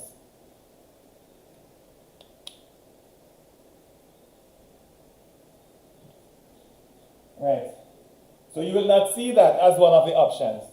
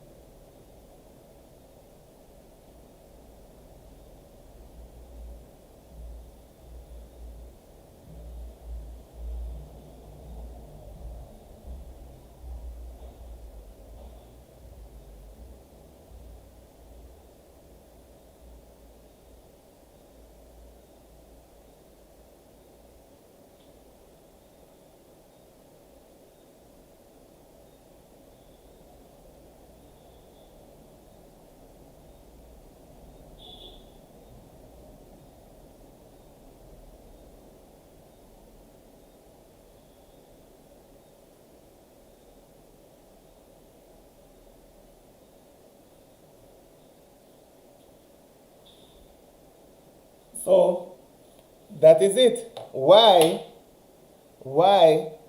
is it that, oh, what would I see then? Okay, good. Now, what will we see then? Now, students, if we have an expression like this, with the negative signs outnumbering the positive signs, and it can be adjusted in order that the positive signs outnumber the negative signs, then that is the one that you are going to see in the option.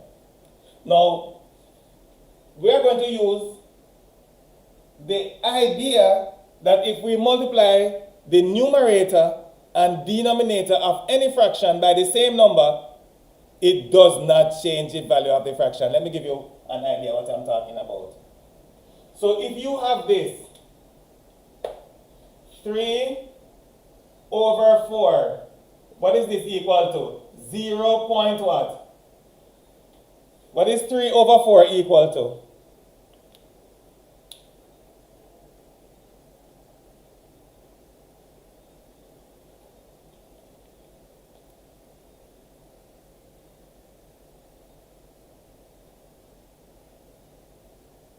All right, let's see if it will continue.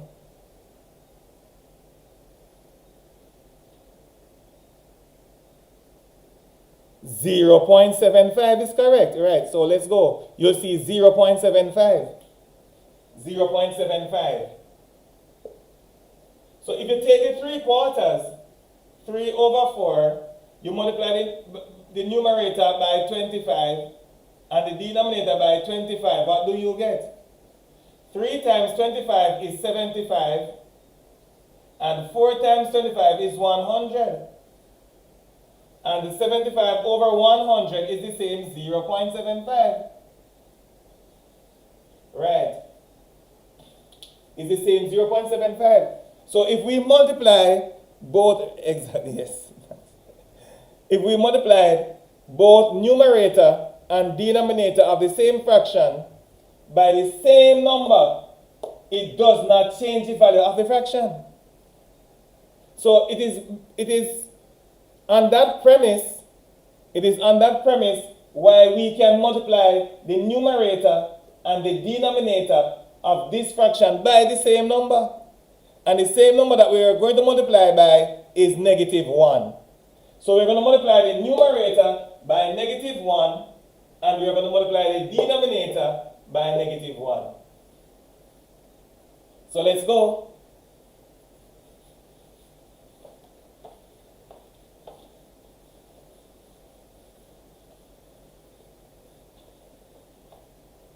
So we have x is equal to, maybe not so far down.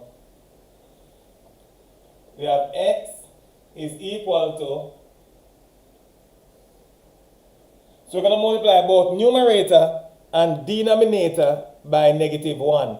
Because by multiplying both numerator and denominator by the same number, it does not change the value of the fraction. Let's go. What is -d times -1? -d times -1. If we multiply a -d by a -1, what's the result?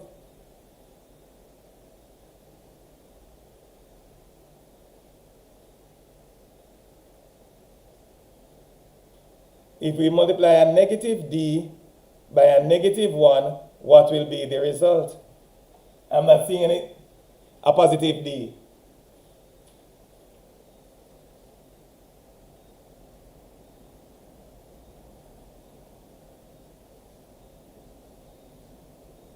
If we multiply a -b by a -1, what is the result? If we multiply a -b by a -1, what will be the result? I'm finished with the d's, I'm going with the b. I multiply a -b by a -1, what is the result?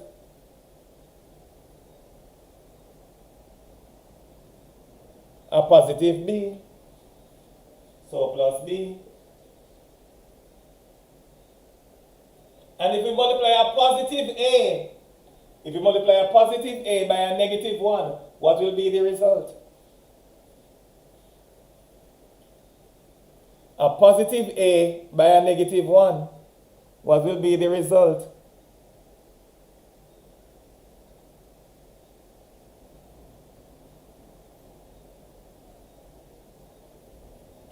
Negative a. So because it is negative, I'm going to put it second. So I'm putting the negative a there. Yes, I'm putting it second. And then I multiply this, the negative c. And we have done two things analogous to it already. A negative c by a negative 1 will give us a positive c, and then that is more acceptable. Because we have 1, 2, 3, so we have rewritten it. And then you will see in the option, it written like this rather than this.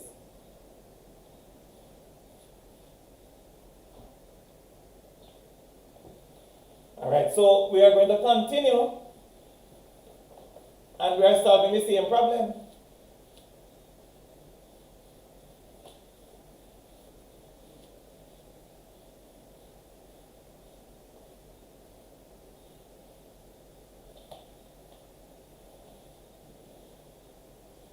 We're going to the same problem.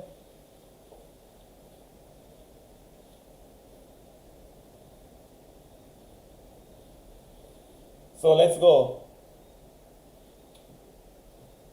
We have ax plus bx is equal to cx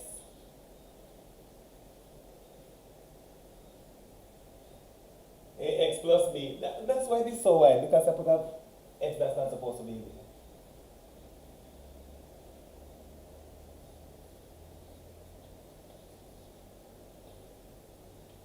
Alright, so let's go now. Now, on this occasion, we will accumulate, students. Please, we solve a problem, we can solve another one by analogy. That means we use the things that are similar about one problem to solve the other. So let us not reinvent the wheel for this problem. We know what we are going to do already. It's the same thing that we are going to do again. We are going to get the x's on one side. But this time it's not going to be the left-hand side, it's going to be the right-hand side. After getting them on the same side, we are going to what? Factorize. And after factorize, we are going to divide. It's the same thing that we're going to do again. Nothing different. The only thing that is different is that we are going to cause the x to be accumulated on the right-hand side instead of the left. So let's go. So here, we have cx where we want it on the left and the right hand side. The one that we need is this ax. Because it is a positive ax, we are going to subtract ax from this side. When we subtract ax from this side, it is going to be eliminated. But we cannot just subtract ax from one side alone, so we subtract it from both sides.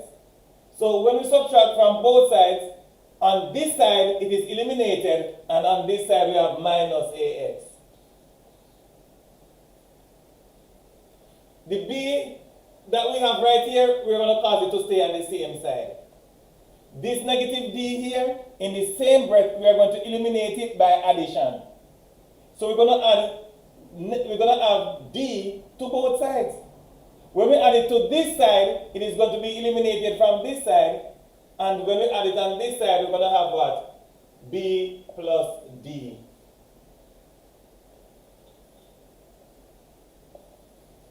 There we go.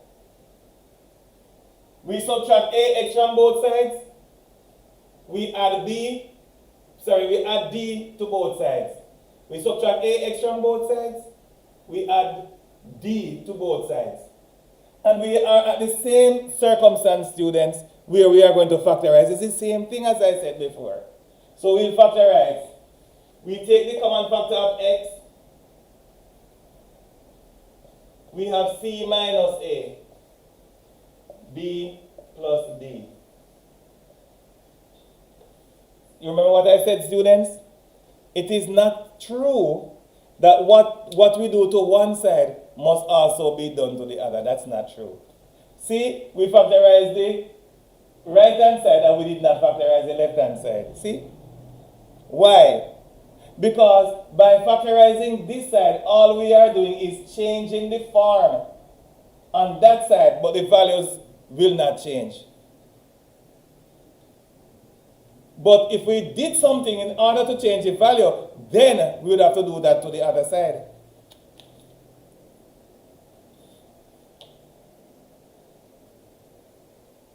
So let's go. What did we do? When we add a large factor, we divided by the large factor. So we're going to have what? B plus D over C minus A is equal to X, students. And then after that, what do we say? In order to have it as the subject, we must have it by itself on the left-hand side. X is equal to B plus D over C minus A. You can see that apart from the fact that these are switched around, then it would be the same thing. So there's not much difference. Except that these are switched around, and you know that for addition, you can switch them around for addition. Addition is commutative. The order in which we add numbers does not affect the sum. So the order does not affect the sum. Okay. All right. Students, don't tell me cross. Don't tell me cross multiplication. If you want to use it and it works well for you, there's no difficulty. But not me. So the next one is A over X is equal to B over Y. So I'm going to put it right beside it. A over X is equal to B over Y. That is the one that we're going to transpose next. A over X is equal to B over Y.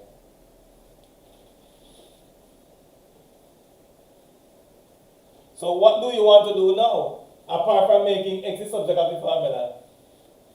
That's what we're going to do. We're going to make X the subject of the formula.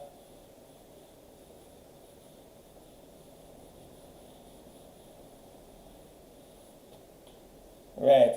So some students say, oh, we're going to cross multiply. No, we are going to eliminate the denominators. That's what we're going to do. We are going to eliminate the denominators. So let's go. Let's eliminate the denominators. Let's eliminate the denominators. A over X is equal to B over Y.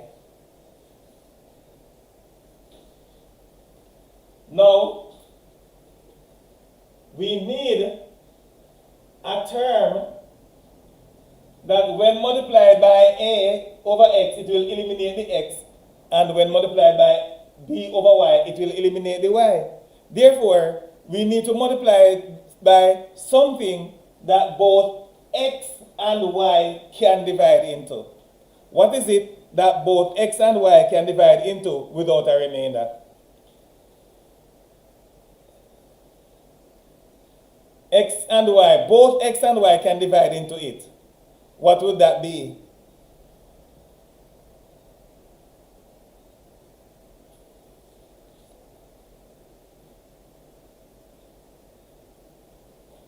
No answers yet? No, not what can divide into them. What they can divide into. Not what can divide into them, XY, thank you. What they can divide into, XY. Right. So XY is divisible by both X and Y. So what we are going to do, students, I'm going to put it under the microscope. I'm going to take the AX, not AX, the A over X. We're going to take the A over X and multiply by XY. When we multiply by xy, it's like this. We are multiplying by xy over 1. What will happen is that the x will cancel the x, and we have a times y is ay. So right here, when we multiply a over x by xy, the result is that the x's will cancel, and we get ay. Then, when we multiply the b over y by xy, what will happen? The y will cancel and we have bx. Now what we have created there is the same effect as your good old, what do you call it? Oh my. Yes. We have created the same effect as your good old cross multiplication. But students, you need to understand the concept. Yes, you need to understand the concept that we are promoting here. And, of course, I am doing this, not being short-sighted, but being aware of the far-reaching consequence of my action. All right, so we have that. After having that, what is this now that is preventing us from making x the subject of the formula? The only thing that is preventing us from making x the subject of the formula is the b that we have right there. Do you see that b? That is the b that we have there accompanying the x. So how do we eliminate this x? Sorry, how do we eliminate this b that accompanies the x? How do we do that? How do we eliminate that b?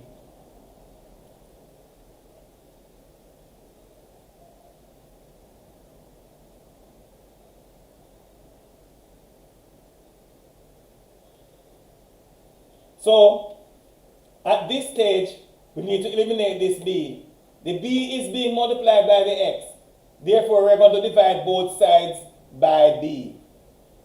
When we divide the right-hand side by b, the b's will cancel. And when we divide the left-hand side by b, we'll have this. So x is equal to ay over b.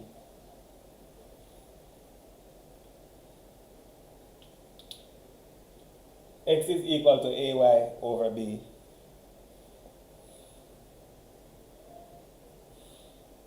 Now, students, we can use another method that causes this to zip right through. So let us do that. Let us do it. A over x is equal to b over y.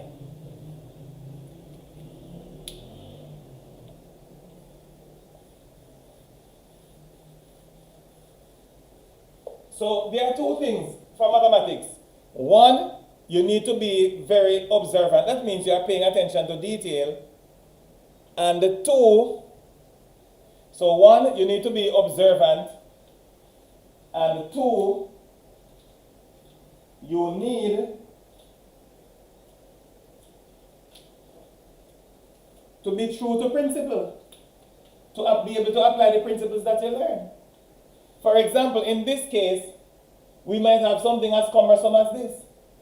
But at the same time, if we recognize that the proposed subject is in the denominator, then that's a very good thing. So we are recognizing that the proposed subject is in the denominator.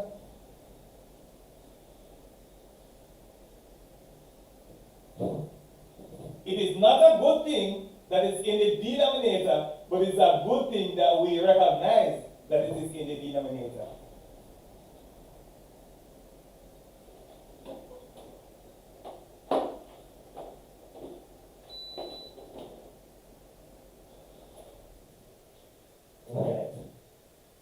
Yes, so it is not a good thing that it's in the denominator, but it's a good thing if we recognize that. Also, we have two fractions there. What do we do then? Apply a very friendly principle that if we have two fractions that are equal and we do the reciprocal of both of them, they are still equal. Right. So we have two fractions that are equal, and then we reciprocate both of them, they are still equal. So we can make that step. Then what do we say?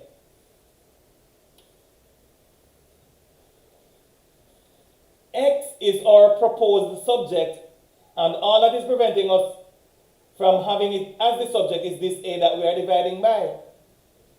So we are dividing by A here. We will eliminate that A by multiplication. So that means we need to multiply both sides by A. When we multiply by A on the left-hand side, the A's will cancel. And then when we multiply on the right-hand side, we'll have AY over B, like that. So that one goes out very quickly.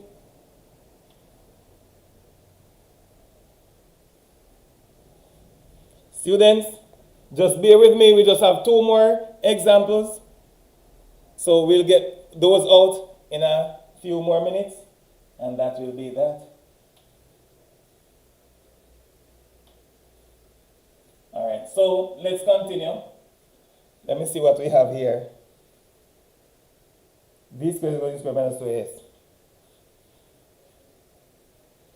V squared is equal to u squared minus 2as. Of course, v squared is equal to u squared minus 2as. On this occasion, the proposed subject is not x. We don't have an x inside here. The proposed subject is u. In this case, u is the proposed subject. Yes. In this case, u is the proposed subject. That means you are attempting to make u the subject of the formula. So, the first thing that we notice is that we have a negative 2as right there accompanying the u on that right-hand side. Yes, it's on that right-hand side accompanying the u. So we need to eliminate this negative 2as. It's one term and can be eliminated all together at once. So we have a negative 2as here that we need to eliminate. Because we are subtracting, we will eliminate that negative 2as, so we are going to eliminate that by addition. When we add 2as here, it is going to be eliminated. And of course, we cannot just add it to one side, we need to add that to the other side. So we are adding 2as to both sides. And of course, we have u squared. And it would, yes, by addition, thank you very much. It would not surprise me if someone imagines, it would not surprise me if someone imagines that we could eliminate u from the right-hand side because we have u squared, so we just need to get out one occurrence. But if we divide by u, we are just going to have u on the right-hand side, but we are going to have u appearing on the left-hand side also. So we have to take advantage of the fact that we have u squared here. So we have u squared. U squared is there. In order to eliminate u, we take the square root. And some students can prove this by making use of what we learn in indices. Say the square root of that is going to be u. So what do? We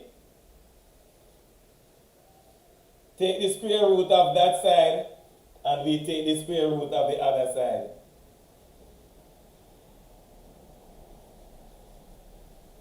Right. So what happens then? What happens is that when we take the square root of u squared, the square and the square root will have a cancelling effect on each other, Exactly, find the square root, yes. So we'll have a u there, and then that side we have the square root of v squared plus 2as. So u squared, do not forget to always place your proposed subject when you are through on the left hand side. So u squared is equal to v squared plus 2as. So we can do it like that.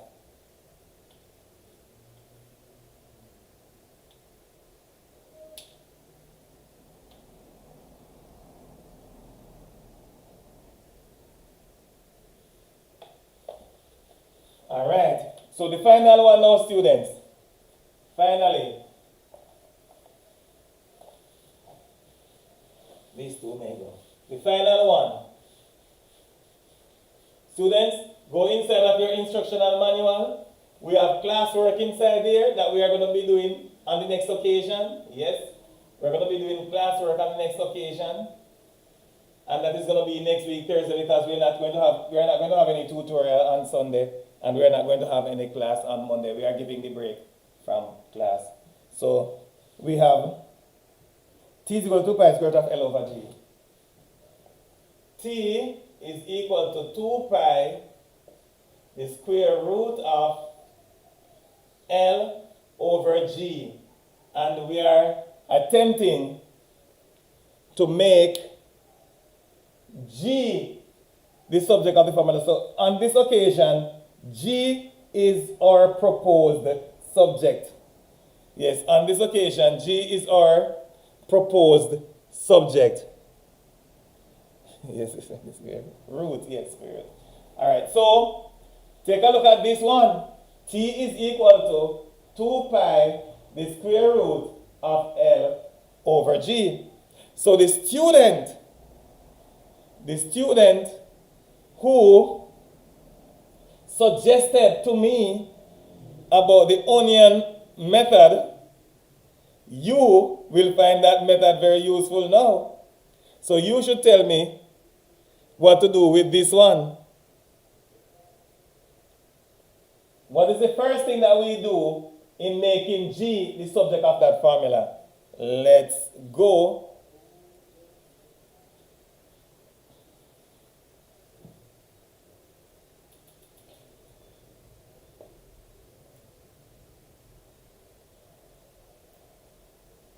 What is the first thing?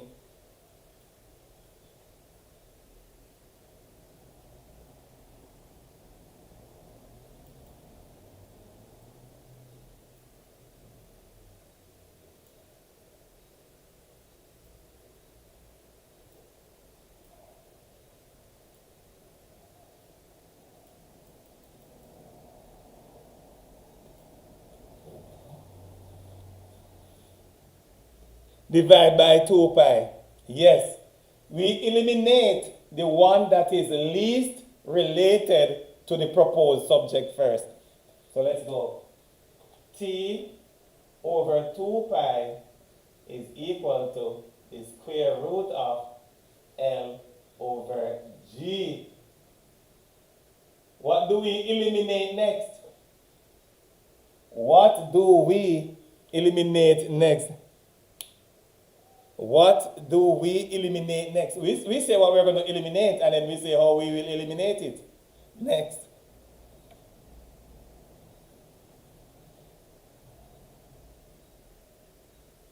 Yes. All right, let's go.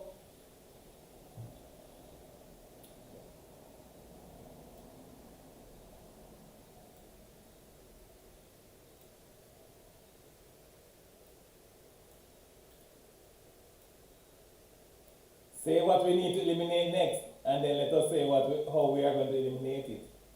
That's nice. That's an excellent proposition.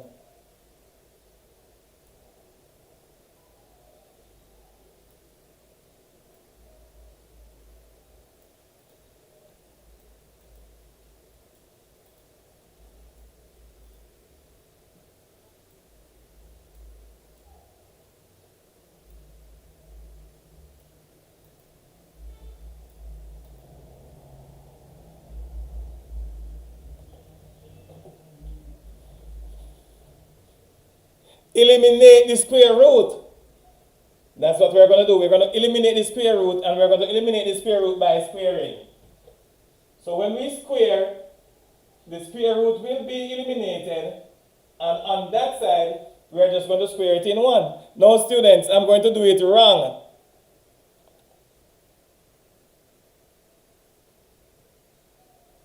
We eliminate the square root. I'm going to do it wrong, and tell me what is wrong.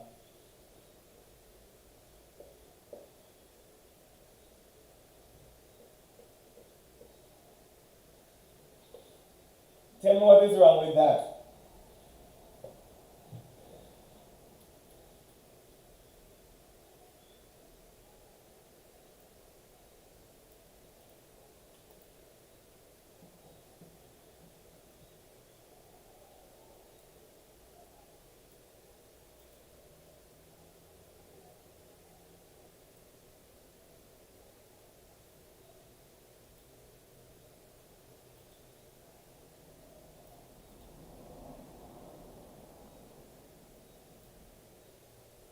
Please tell me what is wrong.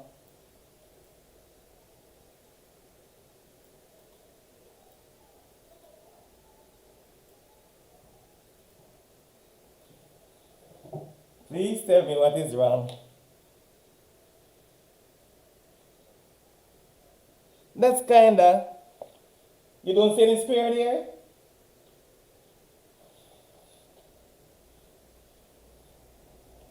Okay, you're saying that I should square the entire 2 pi, sure. And if I square the entire 2 pi, then the pi will be squared and the 2 will also be squared. So it will have a 4 instead of a 2 there. Now students, here we are with we have a few steps left. So exactly 4 pi and not 2. So when we square it, we square the 2, we'll get 4. Square the pi, we get pi squared. Alright, so apart from that, what do we do? The next step. What is the next step that you suggest? Somebody please suggest the next step. Yeah. Somebody please suggest the next step.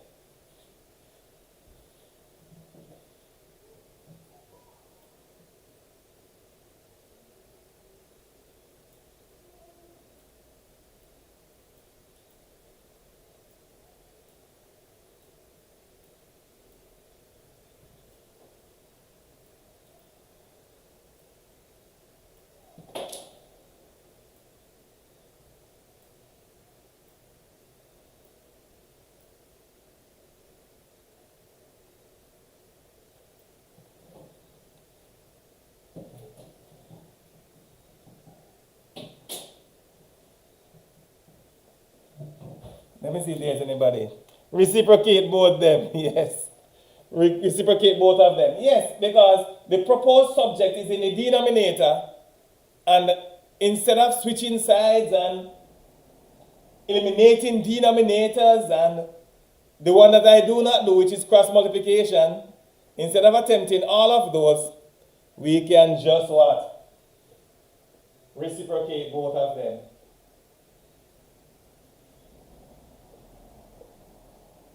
One last step. And of course, after getting that last step, we're going to switch it around. But one last step of transposition. What do we do now that we have the proposed subject divided by L? That's all we have right there. The proposed subject is being divided by L. So what do we do? The proposed subject is being divided by L. What do? We will eliminate the L. How do we eliminate the L?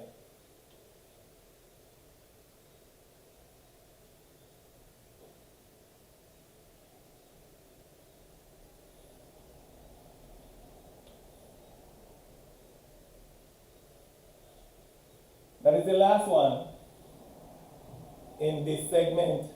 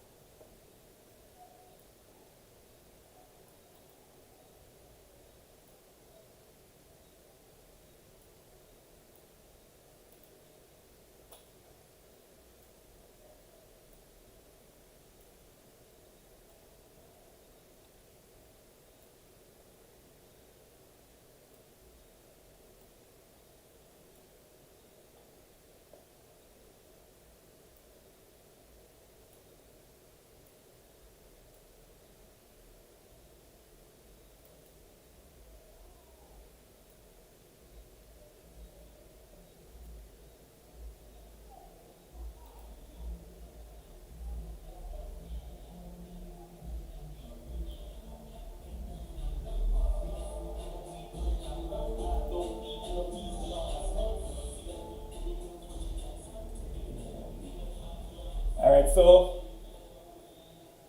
multiply by L, and we are done. So when you multiply by L, 4 pi squared L over T squared is equal to G. And we do not leave it like that. So we finish up by saying what? G is equal to 4 pi squared L over T squared. All right. Nice. So this is the end of the introductory part.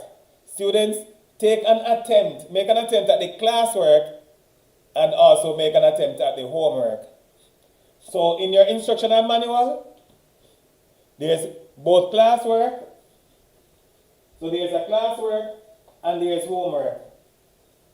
You can make attempt at both of them. You can rest assured that the classwork will be done in the next class and then the homework will be done in the following tutorial. But there's no tutorial Sunday and there's no class on Monday. So the next time that we will see again is next week, Thursday.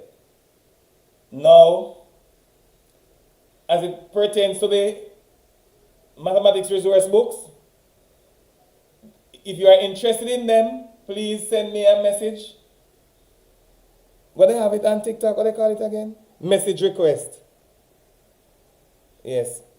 Please send me a message request and we'll address those. Because it is past time, I will not demonstrate all of the resources. I will not demonstrate the resources this evening. So, on an occasion when we have a bit of time to spare, we'll take a look at them. So for now, well, you know that I need to say a big thank you to everyone that joined. We have 114 new followers. That's excellent. You know, the class was kept on the toe by individuals who keep supplying me with quite a bit of answers, some more interesting than others. And of course, you know, it demonstrates, almost every one of them would demonstrate that your responses would demonstrate that you learned something. Because sometimes if you don't get the product right, you get the sum right. If you don't get the sum right, you get the product right. So until you're able to match both of them, and that's excellent. So I'm delighted to see all of those wonderful answers. Yes, great. Yes. Okay, so thank you all for joining. Thank you for everything. Thank you for your responses. Thank you for your presence. Thank you for the individuals who you encourage to join and the rest of that. As I'm about to go, have a wonderful and restful night and also a restful holiday weekend. And some of the students are saying goodbye because they know it's goodbye. So it's time for goodbye. And when you see the hands go up, then you know that the class is at an end. So goodbye to Top Girl and Only Me, who's saying goodbye right there. So goodbye. The hands go up and see you again on the next occasion.